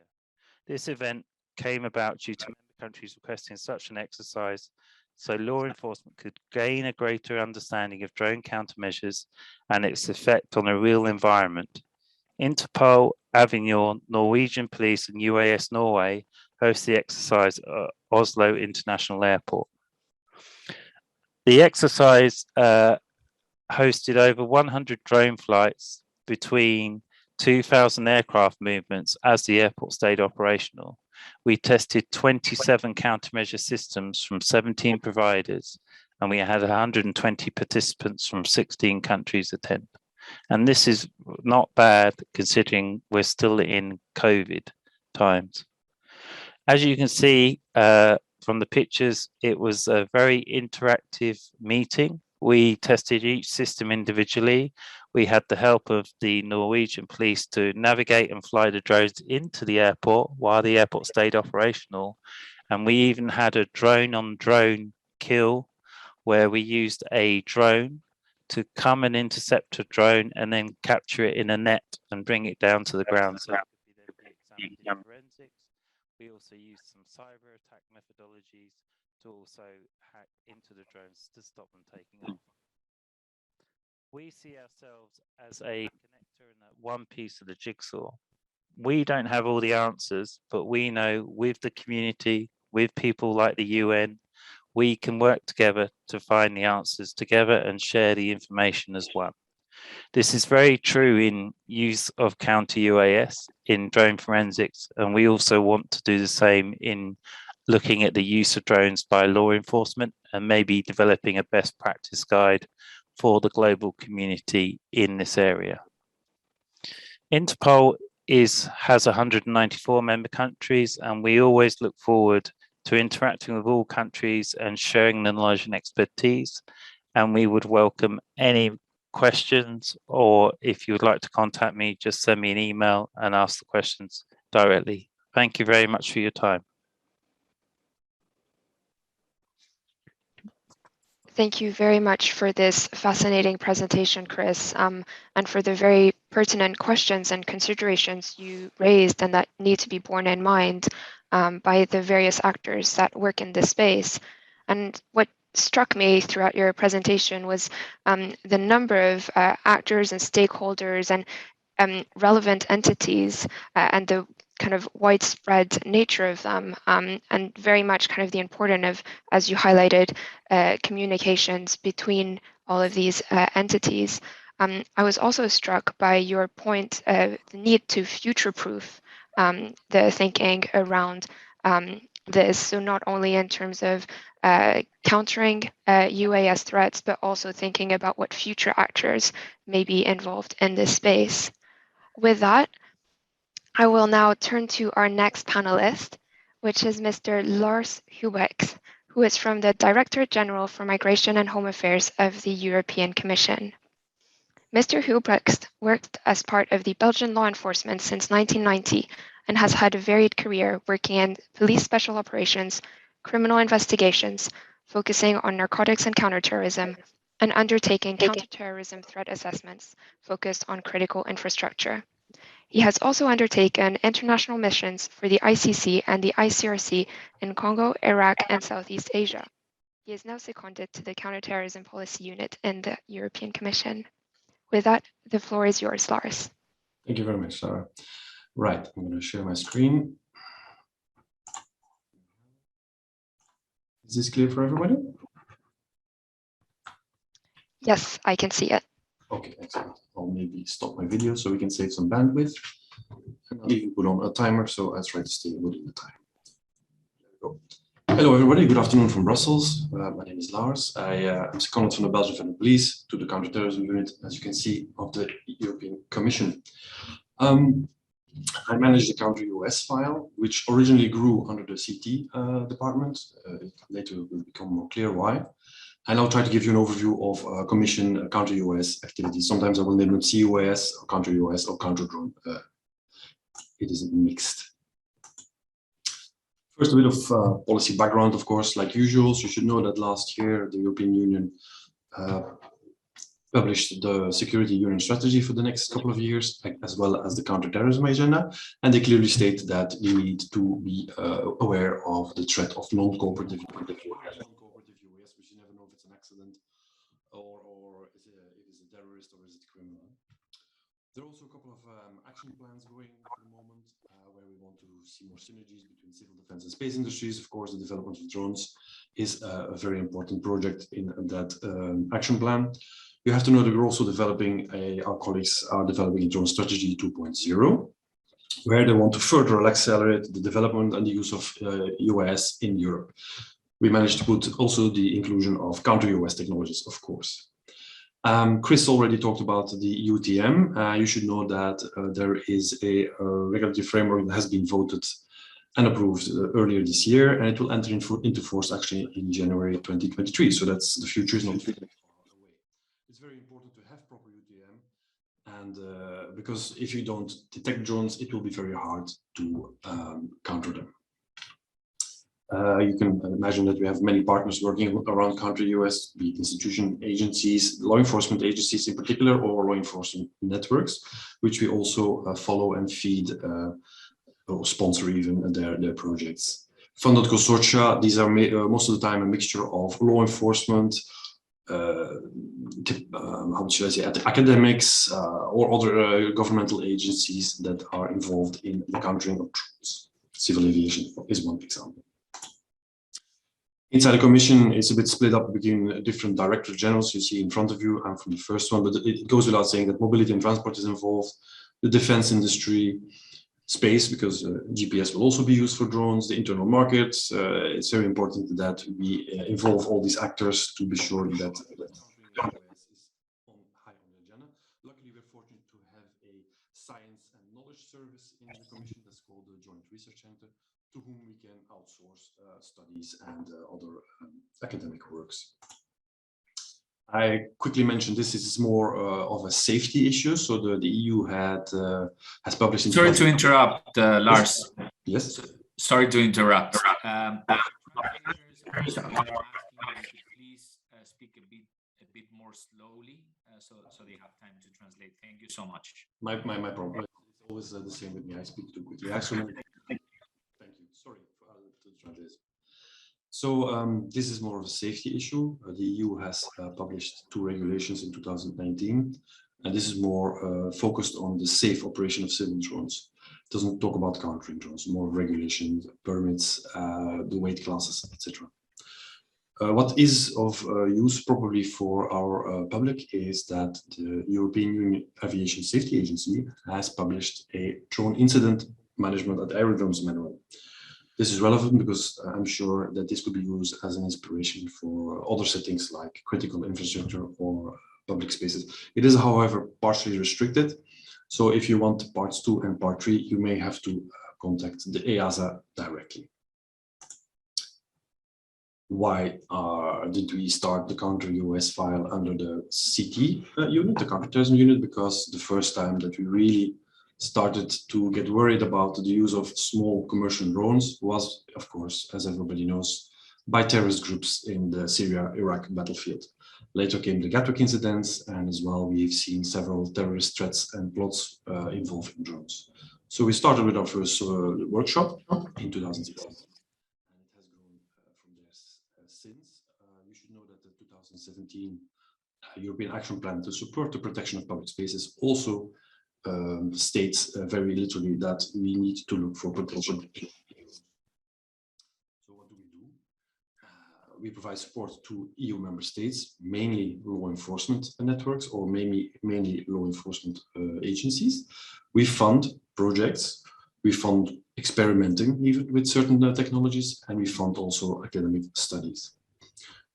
Currently, we are at 2 meetings per year now, where we gather all the relevant stakeholders within the European Union, but we invite also stakeholders from outside the European Union, United Nations, Interpol, the Americans, and a couple of countries that are not member states of the European Union. When I say protection of public spaces, that's the same as the term of vulnerable targets in the UN, of course.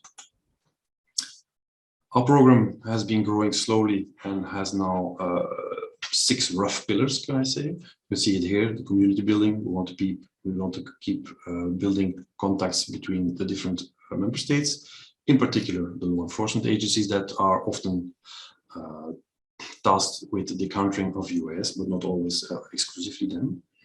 We try, of course, to collect all types of relevant information for our group, and we place them on a shared drive that's accessible for our members. As was this yesterday already presented, we started the European program for counter-UAS system testing. This was necessary because we noticed that many manufacturers are proposing lots of different products, but it is very difficult to compare them. So the countries didn't know which one to buy. That's the Courageous project, which Chris from Interpol is also participating. We try to write practical guides and support. The 2 yellow circles I will talk about a little bit later. As I said, we try to fund, no, we do fund actually, research and innovation. There are a couple of European funds, a lot of money actually, that we try to activate for counter-UAS solutions. There's the ISF Police, that's Internal Security Fund. There is the Horizon 2020, which is now being followed by another fund, which is most innovation and research. This is the CESAR-JU. All these things you can Google at your leisure once you receive my presentation. We're obviously also involved in the legislative part, where we always flag the existence of or the relevance of counter-UAS solutions in all the different frameworks that the European Union publishes around the drones and use of drones. This was highlighted yesterday, so I won't go into it in detail. Chris also mentioned it earlier. So we want to really have a possibility for our member states to compare on an objective, in an objective way, different counter-UAS technologies. This is another presentation. Sorry, this is another publication that we will be finalizing by the end of this year. It's a handbook, it's a strategic handbook, top-down. Top-down, it means we don't want it to be too technical. We just give solutions or ways forward for urban settings, be it cities or other settings. It could be infrastructure inside cities as well, of course. It goes from the drone user, the drone hobbyist, to the inhabitant of a city, to the tourist that visits the city. And on the other side of the spectrum, you have the law enforcement official that has to stop these tourists with their drones flying where they shouldn't fly, or stop criminals or even terrorists of doing their criminal acts. So this should be published by the end of the year, and it will be public released, so you can use it as well as a guideline. As I mentioned in the beginning, we have our joint research center, and there are 2 projects that are worth mentioning. One is the GRC drone project, which looks at the full integration of counter-UAS solutions for critical infrastructure. It is located here in Belgium on a nuclear site, so of the highest security levels. And they also plan to publish their handbook by the end of this year, maybe early next year, like our handbook as well. You never know with how quickly we can get it out. The Safety and Security of Buildings unit in Italy, part of the JRC, is then more looking at passive measures, target hardening. What can you do to protect your building on a non-technical way? Blast-proof windows, netting, hardening of your buildings against the threat of drones, the different threat of drones, be it explosives, be it espionage, or other forms of attack or illegal acts. Right, this is a bit our view, how we try to approach it. It has been said there earlier as well. You have to do a whole society approach, because everybody's involved, be it law, be it the aviation regulators, be it the manufacturers, of course, the operators, and up until to the citizen that sees these drones flying over their houses and gets maybe nuisance of the noise and the view as well. So they all have to be taken into account. We look really at a holistic view, because in the beginning we were most focusing on technical solutions, but we noticed that it's much wider than that. And we need this to evolve to an effective and efficient counter-UAS program. But Chris mentioned this as well as earlier as well. You have to take into account the very quick evolution of technology. A lot of people are going to start use drones. That means more drones in the air. That means the threat picture will change.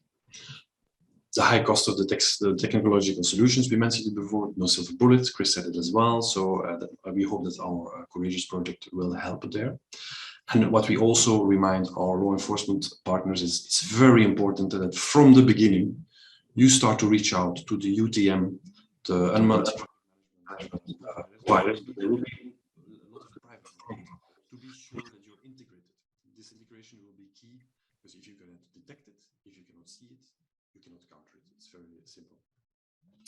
My presence here is proof of the second to last bullet point. We want to learn from other stakeholders, from other settings, and we stress that our work together with the military is very important. Not only look at civilian solutions, because in the detection, tracking, and identification, 80–90% will be the same technologies. And then last but not least, international cooperation is essential. So we would like to reach out across the ocean, across the borders, and invite people to engage more with the European Union. Voilà, you have my contact details if you would like to contact us for further follow-up. Thank you for your time. Sorry, I'm a little bit over time.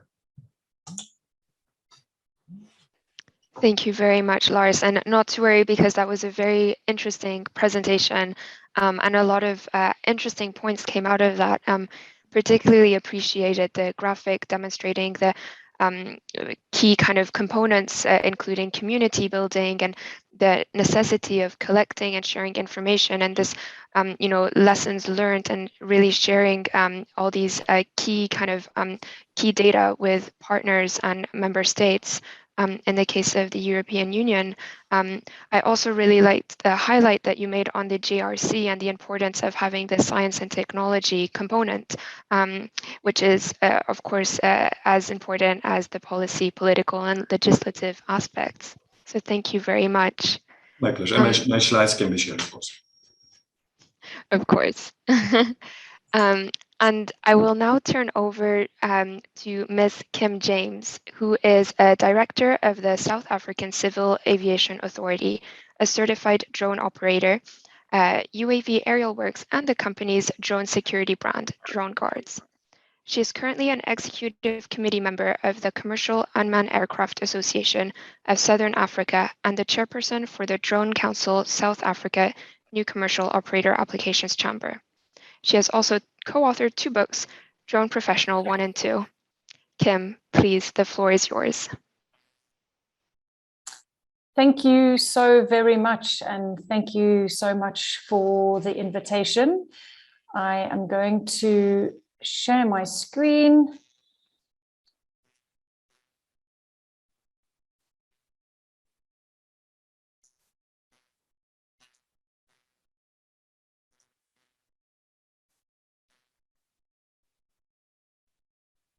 Okay, Sarah, can you just confirm that you have my screen? Yes, all good. Perfect. So good afternoon, everybody. I am going to be talking today from a private sector perspective, and good morning, good afternoon, and good evening from a sunny South Africa. So in 2019, our company exhibited at Africa's leading physical and cybersecurity expo called Securex. In that year, there were 190 exhibitors, 8,000 visitors from 35 visiting countries. The format is that exhibitors pay to exhibit, but the delegates and the visitors enter free of charge. And they visit exhibition stands, they attend talks, and hopefully deals get done. At some point during that conference, 4 men walked up to our stand and started asking me very pointed and, in my opinion at the time, misplaced questions about our drone security, various applications, drone specifications, range, thermal capability, maximum takeoff weight, payloads, and our operating procedures. And I became suspicious and I started asking them questions, as I would ordinarily do in a sales process. And that's when the FNB Stadium, which is a football stadium, came into the discussion. It's an almost 95,000 capacity sports stadium in South Africa. It's also used for concerts, etc. And the more I asked them about their intended application, so they were supposedly a private security company, the more suspicious I became. They came around to our stand 3 more times over the 3 days, each time with different name badges and each time with different questions. So this picture on the left here is the actual picture I took of one of their name badges. They had the little QR code there, so supposedly to capture people's details to get back to them. And when I went to the organizers, none of these details checked out. Suffice to say, that was the first time as a private drone operator, I believe we came face to face with what I assume was a criminal element and realized that there could be a threat to our drone operations in the private security sector, but also that the threat of drones potentially used against vulnerable targets on a larger scale was a reality. As I said, I'm talking to you today from a private sector perspective, integrating with law enforcement, public safety agencies, and the military. We do know that no country is immune to the threat of terrorism. And in some parts of Southern Africa region, there are terrorist elements at play currently for the first time. And for example, recent Al-Shabaab activities in north of Mozambique, which halted Total gas extraction. In South Africa, however, at this point in time, our biggest threat is that of criminal elements, some of which are highly sophisticated, organized crime syndicates that, combined with our woefully under-resourced and underfunded law enforcement, public safety agencies, and military, puts us at significant risk. The slide I'm showing now is quite sobering. In our population of 58 million, approximately 4.3% of our total population is registered as a private security officer. The key here is collaboration between the private sector, law enforcement, public safety, and military to protect our country and our vulnerable targets. So how are we doing this? So drone technology is being used, and our company is doing this, and a number of other commercial players are using drone technology as an effective layer of defense in private security. We protect vulnerable assets, we protect people, property, and high-value assets. As Mercedes already mentioned earlier, for Costa Rica, the focus in South Africa is the same on drone regulations, really around commercial operations. But we also know that drones, as is the topic here today and yesterday, are an effective weapon for use by terrorists and criminals alike.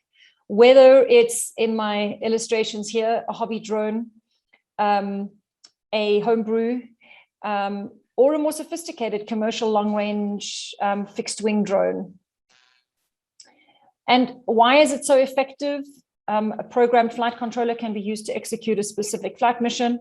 No further input would be required from a ground control station. And in our conversations that we're starting to have, the first intervention that gets suggested in counter-drone technology is jamming. But no jamming of the RF signal will stop a flight that's intended to be programmed and to complete its mission to end at a specific target, a predetermined target. And in South Africa, in any event, the legislation does not allow signal jamming, and that's already been mentioned in the previous few presentations.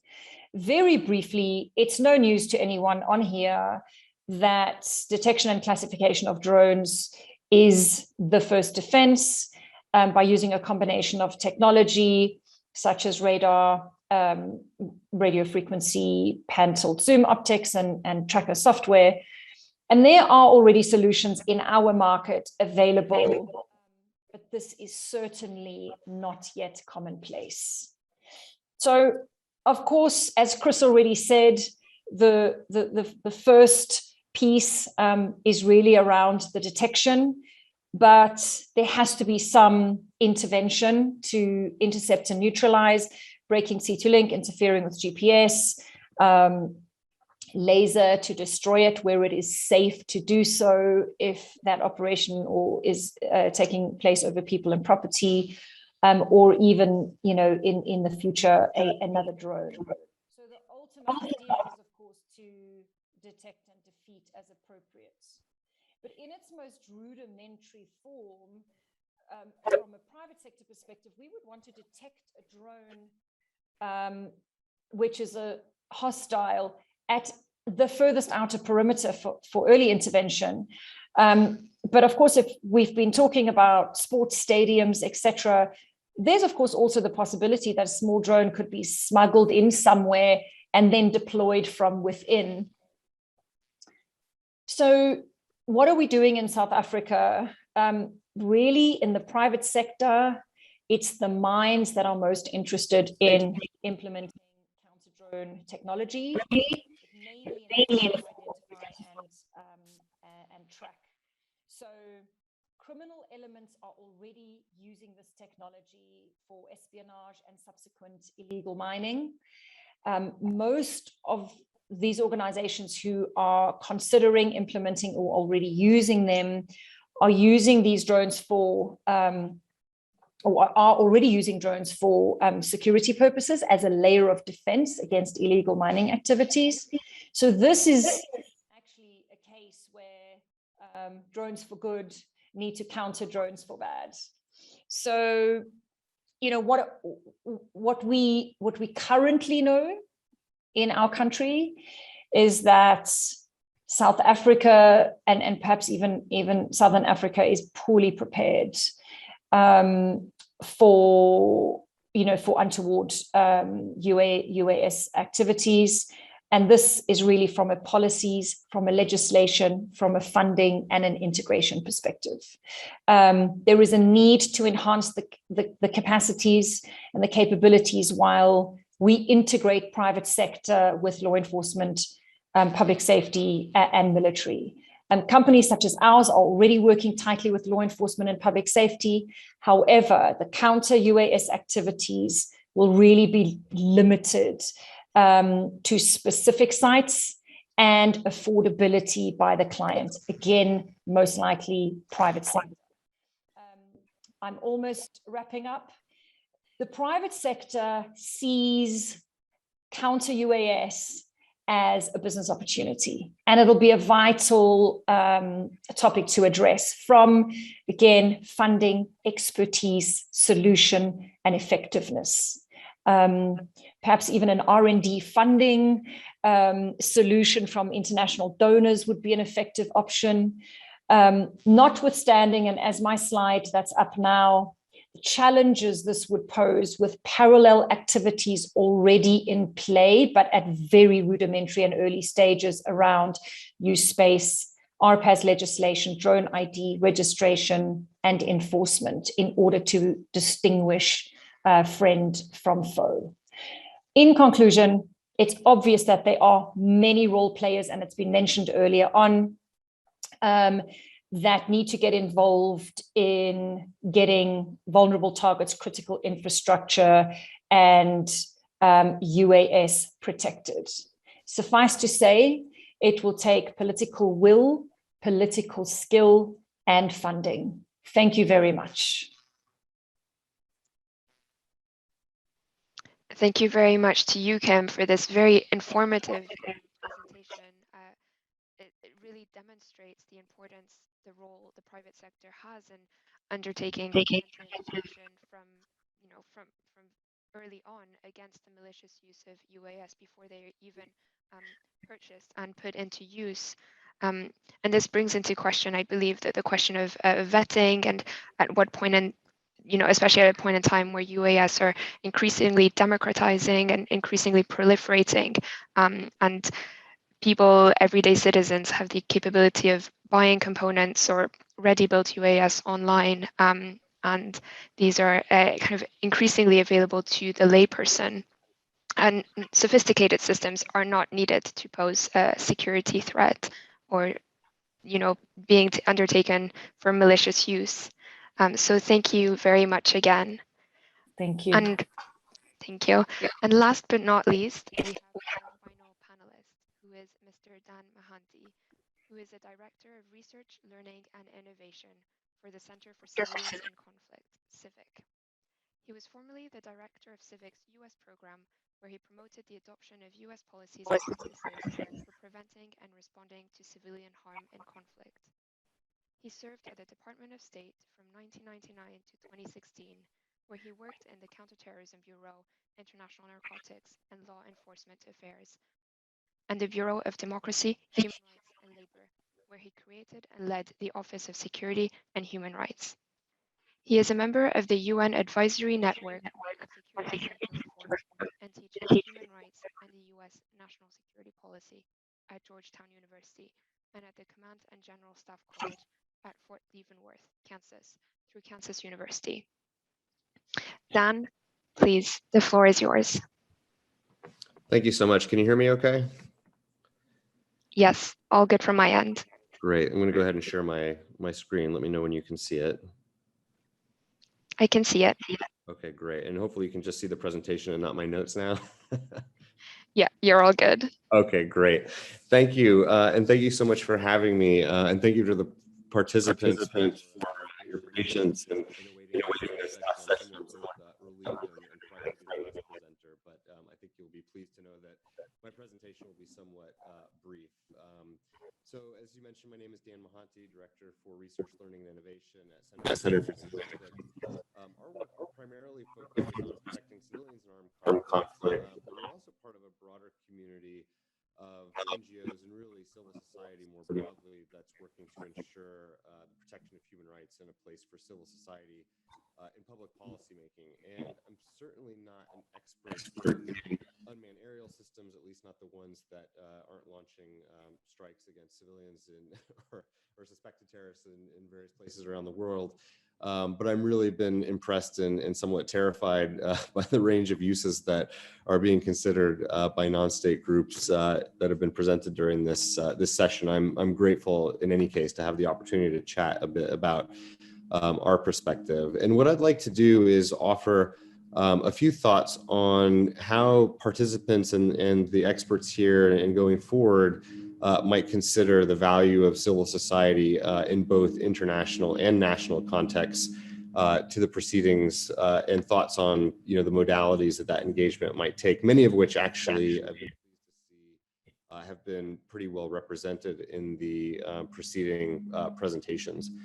So I'm going to talk about a couple of things. First, I think as a matter of principle, and I think I will speak mostly to the level of at the level of guiding principles, just because of the sheer number of permutations that various uses of UAS both for good and bad have been presented during the 2 days here. And I hope you'll forgive me for that, but I think that will allow for maybe broader applicability of what I'm going to describe. So I think the participants might look to civil society representatives as a critical stakeholder in various parts of the discussion. First, in discussions about designations and definitions of critical infrastructure. Second, in the discussions about the use of UAS and counter-UAS technologies. Third, certainly in national and international policy conversations about counterterrorism policy. And then, of course, fourth, the point at which they all actually intersect. And sorry, I hadn't advanced my slide there. And then I also think it's worth thinking about how the implications of the discussion, and especially for policymaking at the national and local level, actually bear on the ability of civil society to perform its function as an institution in well-functioning societies, and especially democratic societies. So I'm going to propose, at least 5 ways that I think, generally speaking, participants and stakeholders might consider the value add of civil society to the discussions days. So first, going from the broadest level, I think civil society has really been instrumental in places like the United States, for example, in helping society, governments, the commercial sector make some perspective, both on an appropriate definition of what is critical when it comes to infrastructure and infrastructure assets and systems, and also on the level of priority the risk of terrorism or specific forms of terrorism have when it comes to critical infrastructure, especially relative to other risks. In the United States, again, I worked in the Counterterrorism Bureau at the State Department, and for years after 9/11, we based a number of our federal support programs to states on the risk of terrorism when other public safety concerns to critical infrastructure were probably actually of much greater importance, which is not to diminish the need to pay attention to the threat of terrorism, but just to keep it in context, which I think civil society can help do. Second, I think civil society can be helpful in identifying and integrating concern for the human rights, both threats and implications of the development of policies and laws that are tailored to protect critical infrastructure. And I know the special rapporteur on counterterrorism human rights spoke to this yesterday, and specifically to laws that include overly broad definitions, potentially duplicate existing statutes, or include, somewhat draconian criminal penalties for exercising free speech or assembly around critical infrastructure. For example, there's an NGO in the United States, ICNL, that tracks legislation at the state level that is nominally meant to protect critical infrastructure, but ICNL helps to sensitize state governments to the potential risks that legislation may have on the exercise of free speech and association and assembly. Third, I think when it comes to the actual threat of terrorism or other threats to critical infrastructure, one of the most important aspects of national policy relates more to how societies can build redundancy and resilience in its critical infrastructure systems to withstand the disruptive and harmful effects of that stem from various sources of risk. And I think that has also been demonstrated, especially in the presentations that preceded this particular panel about the role that civil society can play in helping with response policies.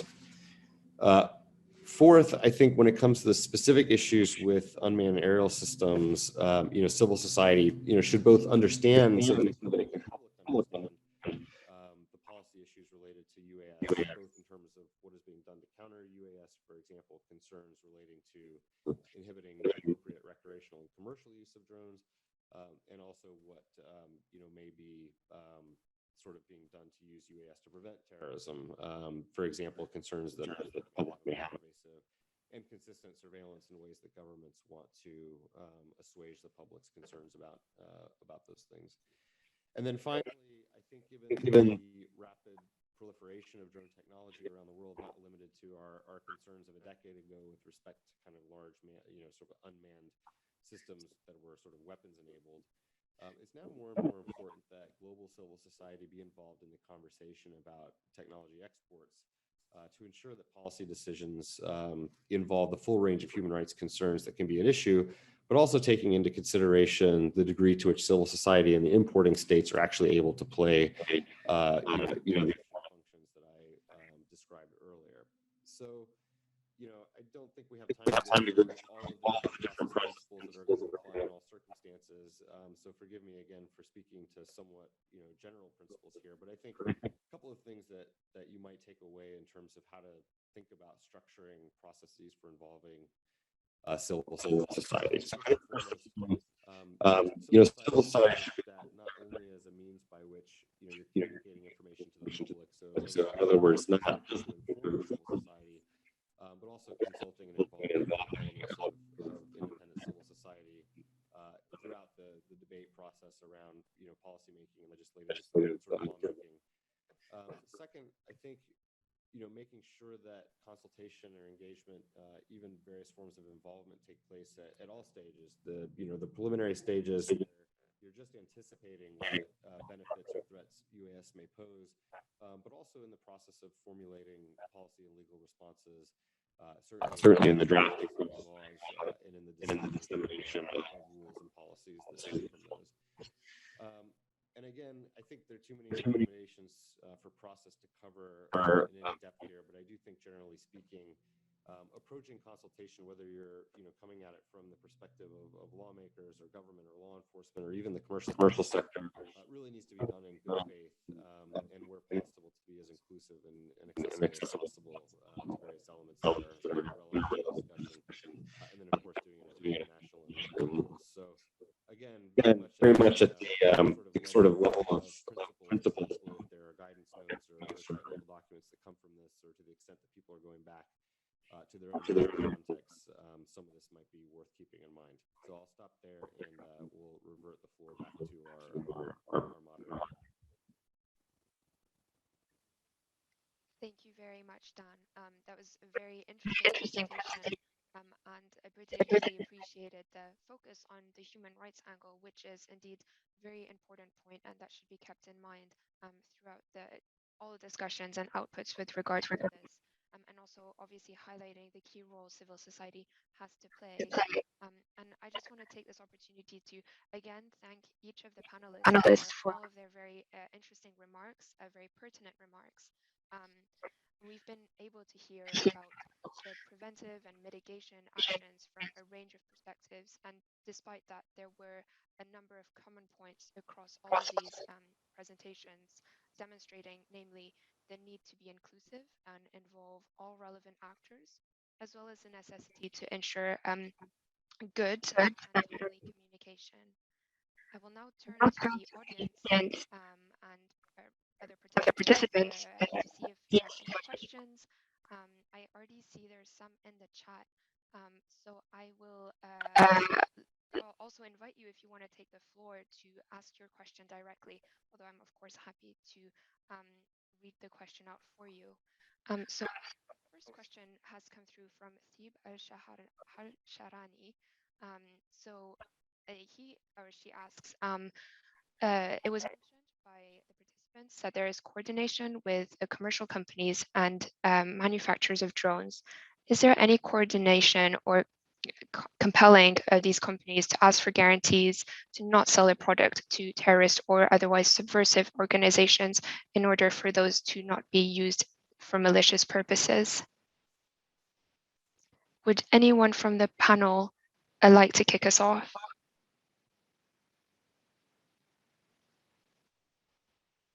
Yes, Chris, thank you. Okay. The big issue with drones and technology is this technology is widely available. And if you want to get a drone, you can even use sites like eBay to buy a second-hand one. So if we start to try and license or register drone purchases or drone technology purchases, it's going to be very difficult to maintain, because terrorists can just buy components, not the whole drone, and build the drone at home. So the biggest thing I feel that we need to do as a community is try and build a unified drone threat landscape across the globe, so we can look at where is the threat emerging, how are they using drones in a specific region, rather than trying to stop the technology getting into the wrong hands, because the technology is already out there. So it's like closing the door after the horse has bolted. So it's better if we start to build our intelligence capability in terms of logging drone threats and logging how they were used, what was used, and whether the person was detected or apprehended. And we also need to ensure that the penalties for such malicious drone use are quite severe, because at the moment, most people flying a drone into a restricted airspace are just told, don't do it again, and that is it. But people will just go, oh, I didn't know, and then they'll come back and do it again and again. So trying to license technology, trying to get people to register for purchasing technology, I think it's a little too late. And they will always find a way around the registration by using false IDs or getting someone who's not even associated by the technology. So that's my opinion. Thank you. Thank you very much, Chris. Would anyone else from the panel like to contribute any thoughts to that question as well?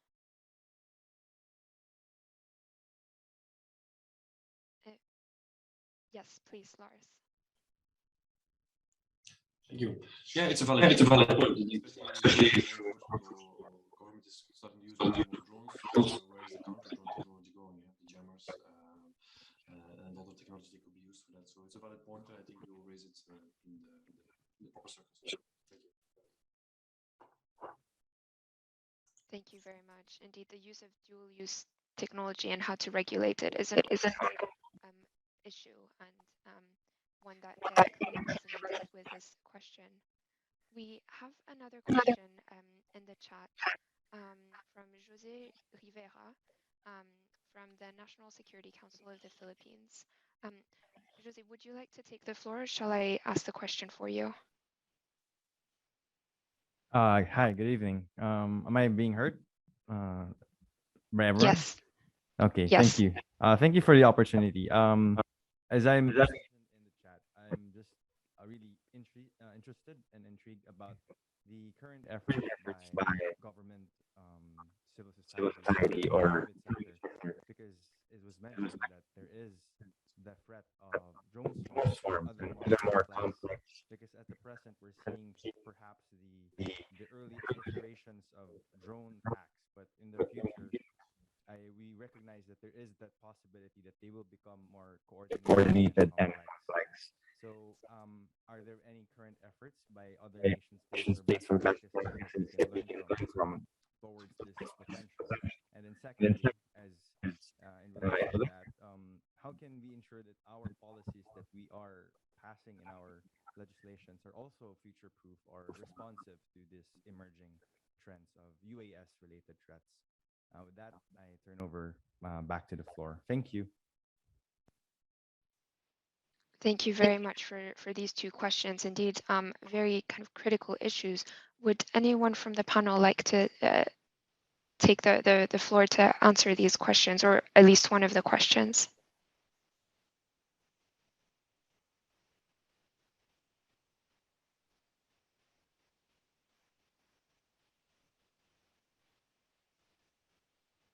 Yes, Chris, thank you.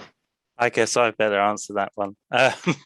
So we are working with the European Union and with the US and Canada and other countries to look at this threat from drone swarms.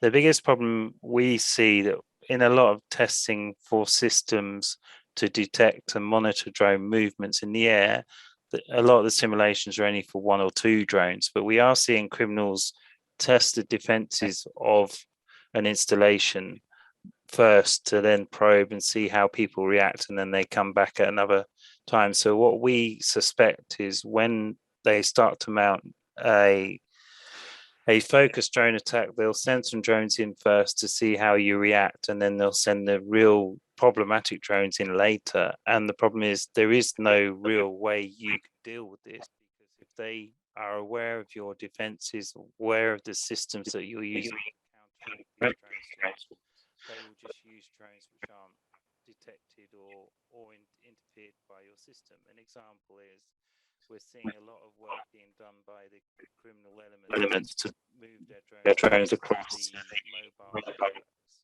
because you're not going to jam the mobile networks in an area, because you won't just jam the drone, you'll jam all the infrastructure there.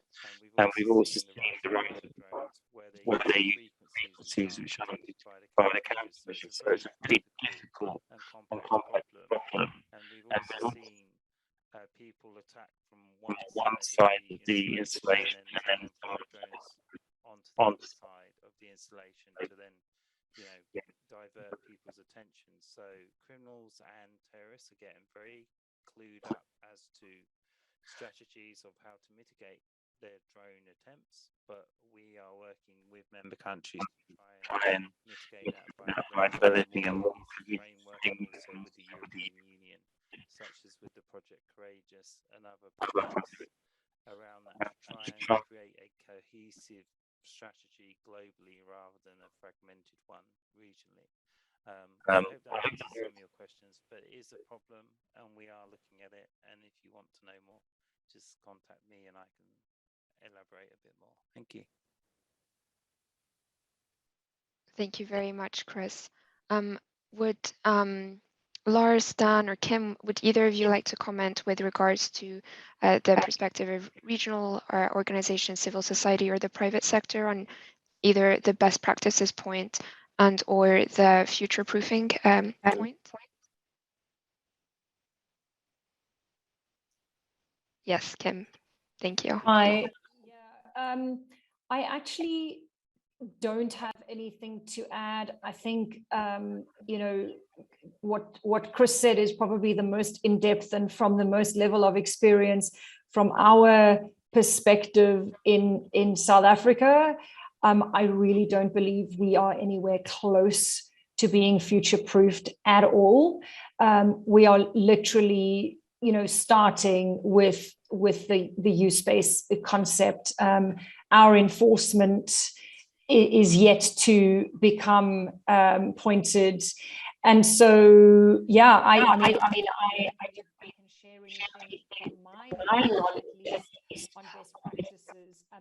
We are still learning, and I think we're still needing to get to a point where we can share. So I'm most certainly taking notes. So I just wanted to acknowledge the question, but I'm afraid I can't answer anything that would add to what Chris has already shared. Thank you very much. And Lars, do you want to come in?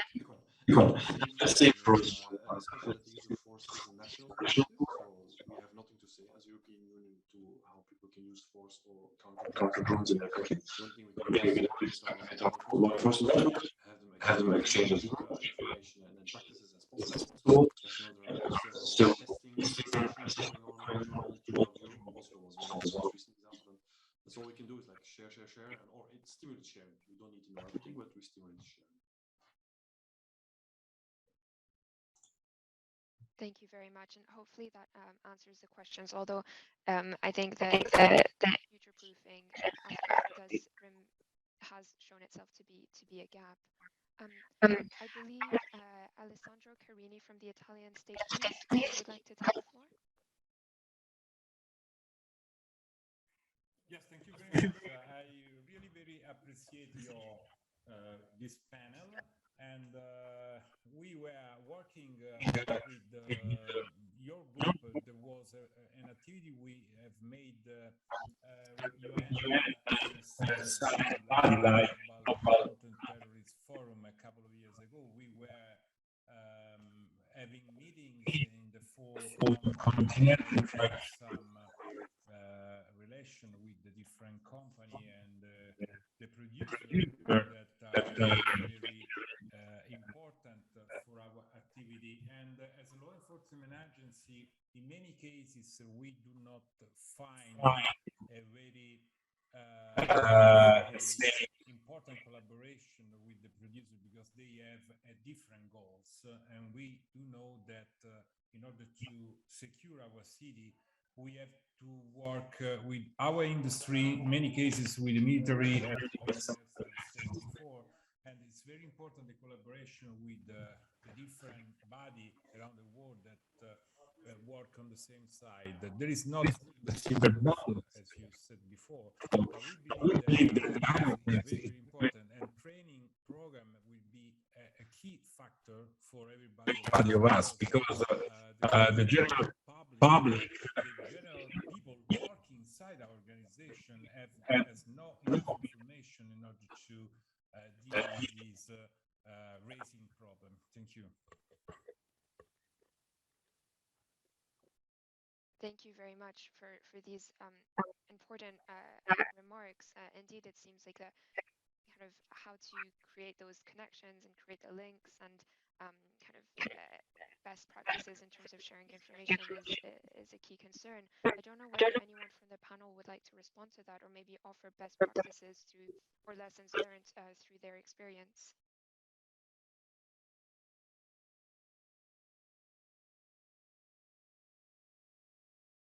If no one from the panel would like to comment on that, I propose that we move on to the next question, as quite a few have come in.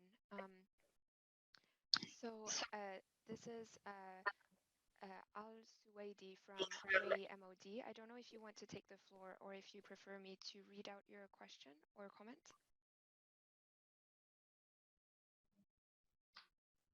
Yes, ma'am. Thank you. My question is regarding the suicide drones. You know, it is an evolving threat, especially when possessed by a non-state actor. You know, state actor, they can be held they're responsible for their action, but especially for the, I mean, for the non-state actor, for example, the Houthis or Hezbollah. So what the best action or solution from the international community perspective in order to counter this threat? For example, yesterday the Houthis militias attacked civil airports, you know, causing a lot of injuries for civil persons, using suicide drone, which consider a serious violation of the international and humanitarian law. Thank you, ma'am. Thank you very much for your question.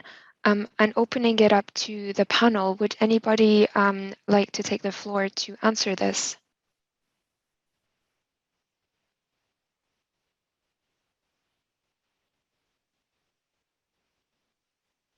Yes, thank you, Chris.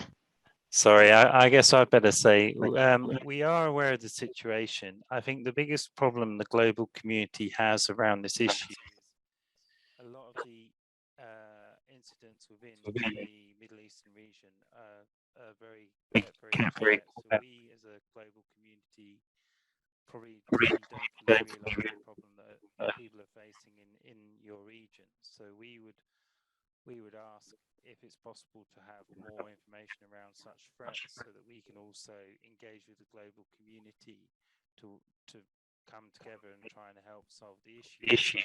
But I guess a lot of the issue would be down to how you secure your infrastructure more closely and how you put obstacles in the way of such drones to, you know, get to the key sites. Maybe that would be a start, but I can't fully comment on this because I'm not fully aware of what drones are being used and how they're being used, but we understand it is a problem and we would appreciate a discussion with the region to fully realise the problem more and try and bring the global community together to try and combat such threats, and that's all I can currently offer in this area, I'm afraid. Thank you. Thank you very much, Chris. And I think maybe if I can turn to you, Lars, you mentioned obviously in the European Commission there was information sharing systems and data collection systems put in place. Would you be able to share with us maybe some lessons learned or good practice with regards to how these were set up and maybe kind of good practices in terms of the best methods to ensure that information is shared and that these systems are kind of used regularly? Absolutely. Unfortunately, a lot of the information that's available on the testing or the using of counter-UAS systems by law enforcement or other agencies is always a bit classified, and they don't want to put it on a shared drive on the internet.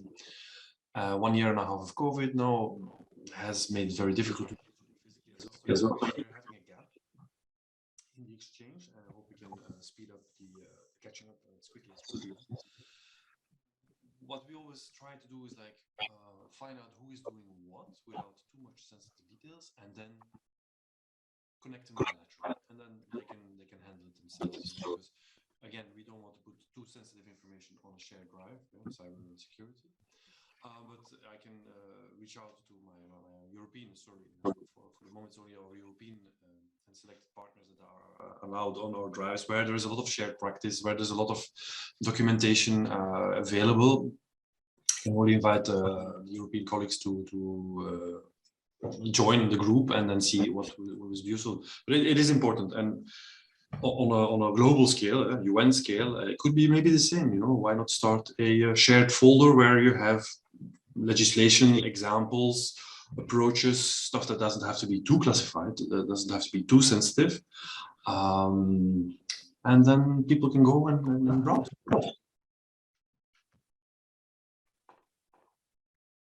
Thank you very much for that, Lars, and also for identifying the potential challenges and limitations. Just before I turn to the next question, Dan, maybe you may want to comment on the role civil society has to play and how they can contribute to this information sharing, but also how the kind of future-proofing could best involve civil society. I don't know if you have any thoughts with regards to that. Yeah, thanks for inviting me to comment. I mean, a couple of things I mentioned at the outset, which is whether with the express purpose of information sharing, or more, using information sharing as a means of getting reflections and response and participation of various representative segments of society to understand the implications and to identify potential gaps or opportunities in initiatives. I think there's a lot of society. When I use society, I should clarify those interventions that can involve any trade associations to legal associations to philanthropies and NGOs. And so I think if you take a broad interpretation of what that can mean, you can begin to see the potential value of kind of multi-stakeholder ways of thinking about information sharing and what purpose it serves. And when it comes to future-proofing, again, I think this is a case where, again, far be it for me to describe to this group what degree of prioritization, particular threats should receive and resource allocation or policy attention. But I think that the idea of future-proofing is something we struggled with in the United States for a long time in terms of thinking about how to forestall attack, whether it was a massive terrorist attack or chem bio attacks and everything else. And I do think that balancing the idea of anticipating threats and trying to prevent them with thinking through appropriate means of resilience and response, looking at threats in balance with the full range of risks. And this is where I think our national critical infrastructure kind of system approach can actually be helpful when I think about it, because they're about both the acuteness and degree of impact that particular disruptions can actually have on national security, but also you can think of this as something that's distributed across multiple threats. So it's worth thinking about prevention and future-proofing, even for the most esoteric of threats, but also keeping those threats in context. But I'll leave it at that. Thank you very much for these precisions. It's very interesting to ensure we get all of the perspectives. And for our final question in the chat, so let me just scroll up to where it is. So it's from Judith Rodriguez from Mexico. I admit my Spanish is non-existent, so thank you very much, Ignacio, for the translation. But essentially the question asks, unless Judith, you want to take the floor?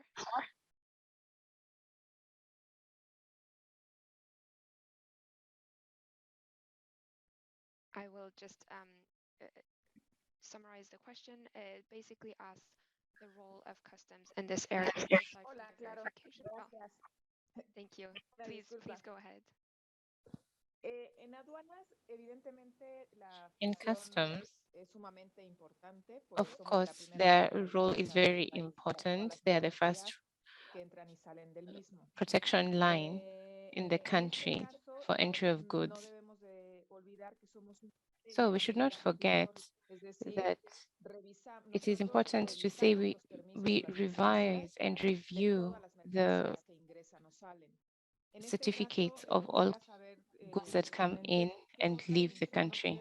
So what other role can the customs officials play in this matter?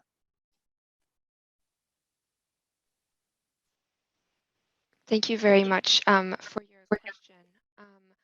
And would anybody from the panel would like to take this final question on the role of customs and how they can be a part of this and what role they can play?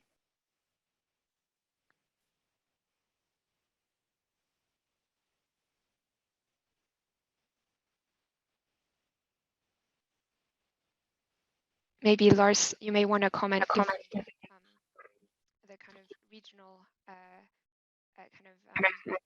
role of your organization.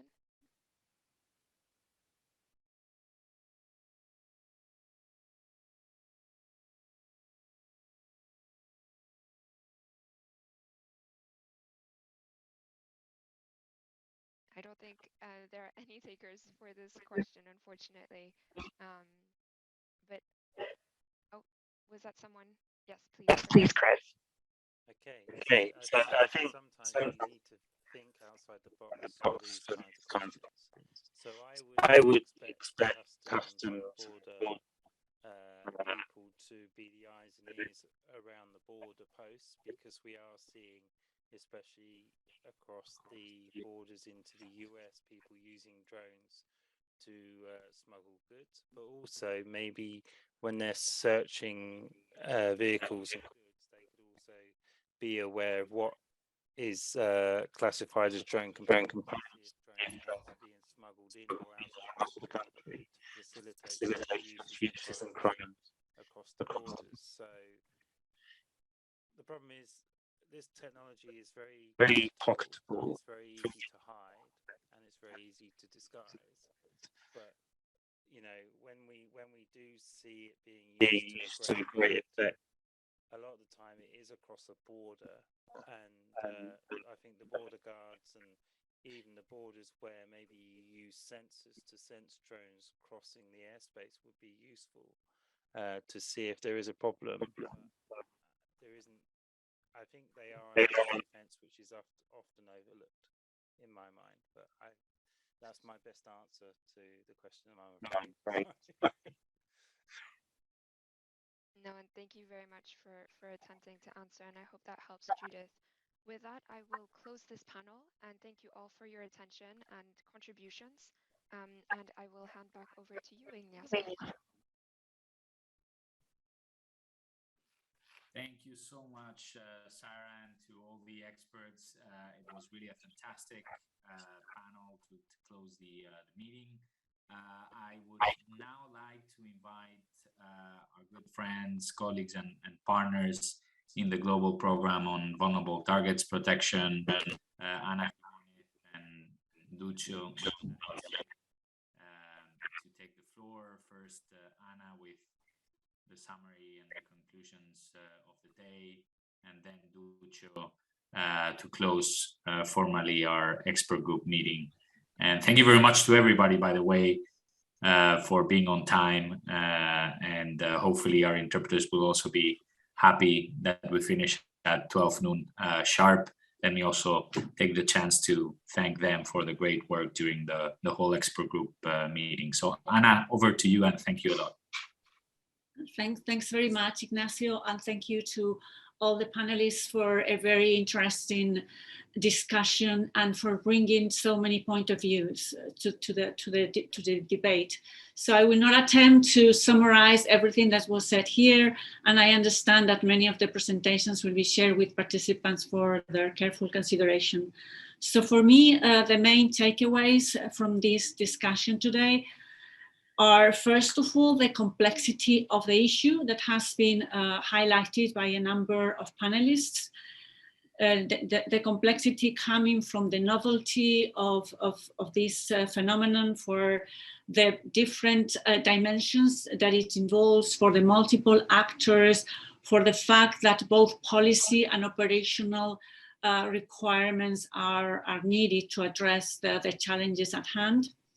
The second point refers to the multi-stakeholder approach to addressing this complex issue, and this is something that from different points of view, from the national points of view in the three first presentations, and after that in the more sort of regional perspectives brought by Interpol and the European Commission, also from the private sector, and then the involvement of civil society, we have heard this importance of multi-stakeholder approach and collaboration among all of them. And the third takeaway for me is something that I think has come up in almost all the presentations, using different terms. Some of you have referred to a whole of society approach, others to a multidimensional approach or a holistic approach. But I think that the point has come back again and again about the need for cooperation among all those involved, which presents important challenges, as you yourselves described, in terms of policy frameworks, of legal frameworks, of technology, of all the issues involved in this complex environment. If I may, I would also like to highlight in the first panel some issues that came up very strongly were the importance of setting up some kind of regulations at the national and the international level, which catch up with the very rapid developments that are taking place in this field. The production of licensing criteria by national governments, the importance of funding, of training, of technology, and the setting up of policy frameworks at the national level. We had a very good example, for instance, from Brazil, with a protocol for an exclusive protocol for drones that was created to address the issues related to the Olympic Games. And also the speaker from Brazil brought up the issue of collaboration and a very good example about how this collaboration was done among a variety of agencies and organizations involved in the organization of the Olympic Games. Training, capacity building, effective communication, and knowledge training and sharing were some of the issues that were also, or at least from my point of view, were highlighted in the presentations, particularly in the first panel. The second panel, I would say, was a very complementary interest. Both Interpol and the European Commission presented their policy frameworks and their very operational and practical frameworks. Some of them very recent. Our colleague from Interpol referred to the exercise that took place in Norway just very recently at the end of September and shared a number of very sort of interesting and innovative approaches that were taken during that exercise. The European Commission also presented a number of policy frameworks that I am not going to repeat here, but I think one takeaway from me was also the importance of involving science and the technology component in the equation. And I think that the future EU handbook on security in urban areas from non-cooperative UAS can be a very important document in that respect. Then from the private sector, again, the point about the collaboration that I mentioned at the end of my attempt to summarize the discussion, I think was highlighted a couple of times. Collaboration between law enforcement, public safety, the military and the private sector, and the important challenges that present funding of policies, legislation, and political will and integration. And last but certainly not least, I think that it was very welcome to hear about the role that civil society can play, as the panelists noted, with a very active involvement, and involvement and engagement that has to happen often and early, and that can bring up the whole issue of human rights to the discussion, which is very important, and the knowledge that civil society can gather from their own experiences. So again, just those points were trying to highlight some of the main issues that I was able to identify in the discussion. Of course, the content of it was much richer, and I would like to reiterate my appreciation and thanks to all of you for this panel. Thank you.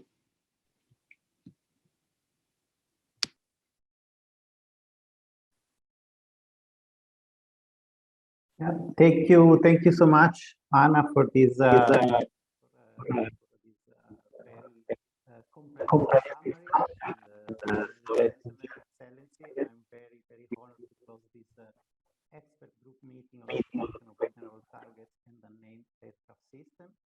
As anticipated by Ignacio, my name is Counter-Terrorism. I'm the program officer at UNICRI, which is one of the partners of this UN global program, the protection of vulnerable targets. First of all, on behalf of the global program, we really would like to thank STAR for supporting and making this event and the global program a reality, allowed to enhance knowledge and capacity in the domain of vulnerable targets and critical infrastructure protection.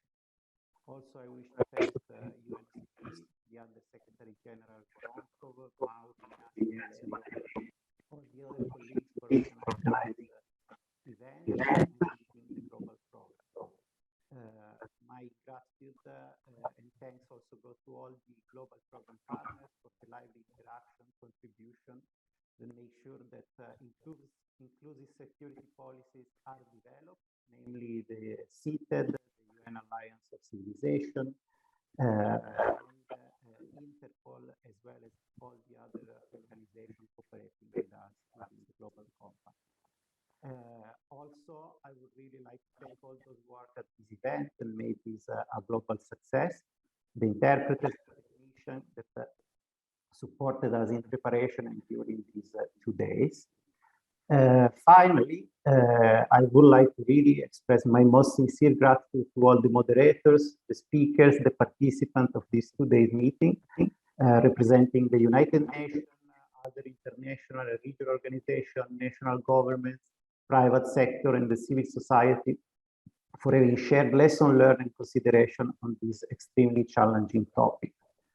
Thanks to your contribution and active participation, I think we all have learned more about the complexities and the challenges and the possible gaps to be included and addressed in the drone for counter-terrorism purposes. I think Anna already did a great job explaining all the takeaway.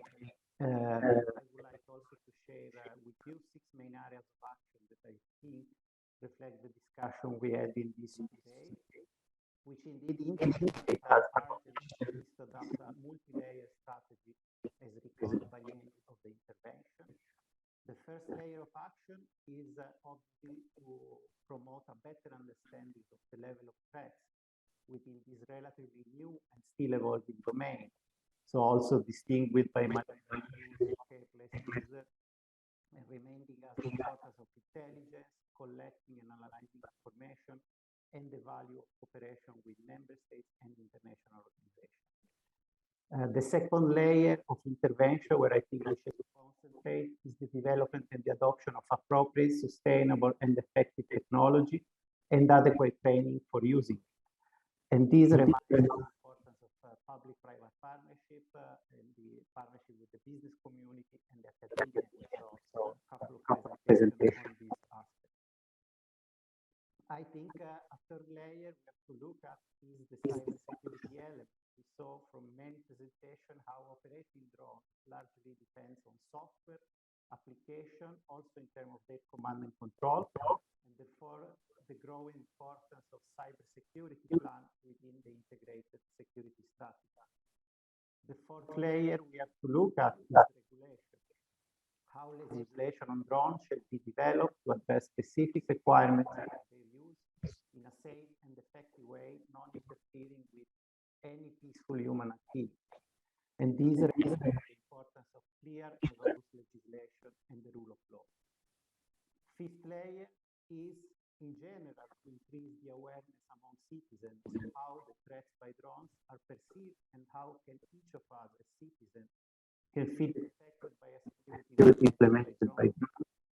This really affects us on the information to improve our communication and the involvement of civil society in all the security-related matters. And finally, as a sixth element, which is overarching, connected to all the other 5, and possibly the most challenging, is the human rights element. how security involving reliable machine, and this is in general and not only for drones, can respect and ensure the right to privacy, association, and freedom of expression. I think in this domain, were very important the work from the UN rapporteur and the other colleagues highlighted examples. I think it is important to recall how the UN Global Counter-Terrorism recognize the importance of human rights, not only because our fundamental values of humankind and of the United Nations, but also because security policies are often more rewarding and effective when investing on humanization and inclusive messaging. In this context, the UN are always promoting reforms aiming at decreasing law enforcement accountability, community policing, and implementation of programs preventing violent extremism based on social inclusion. So how can this principle can be reconciled with machine in general and drone in particular?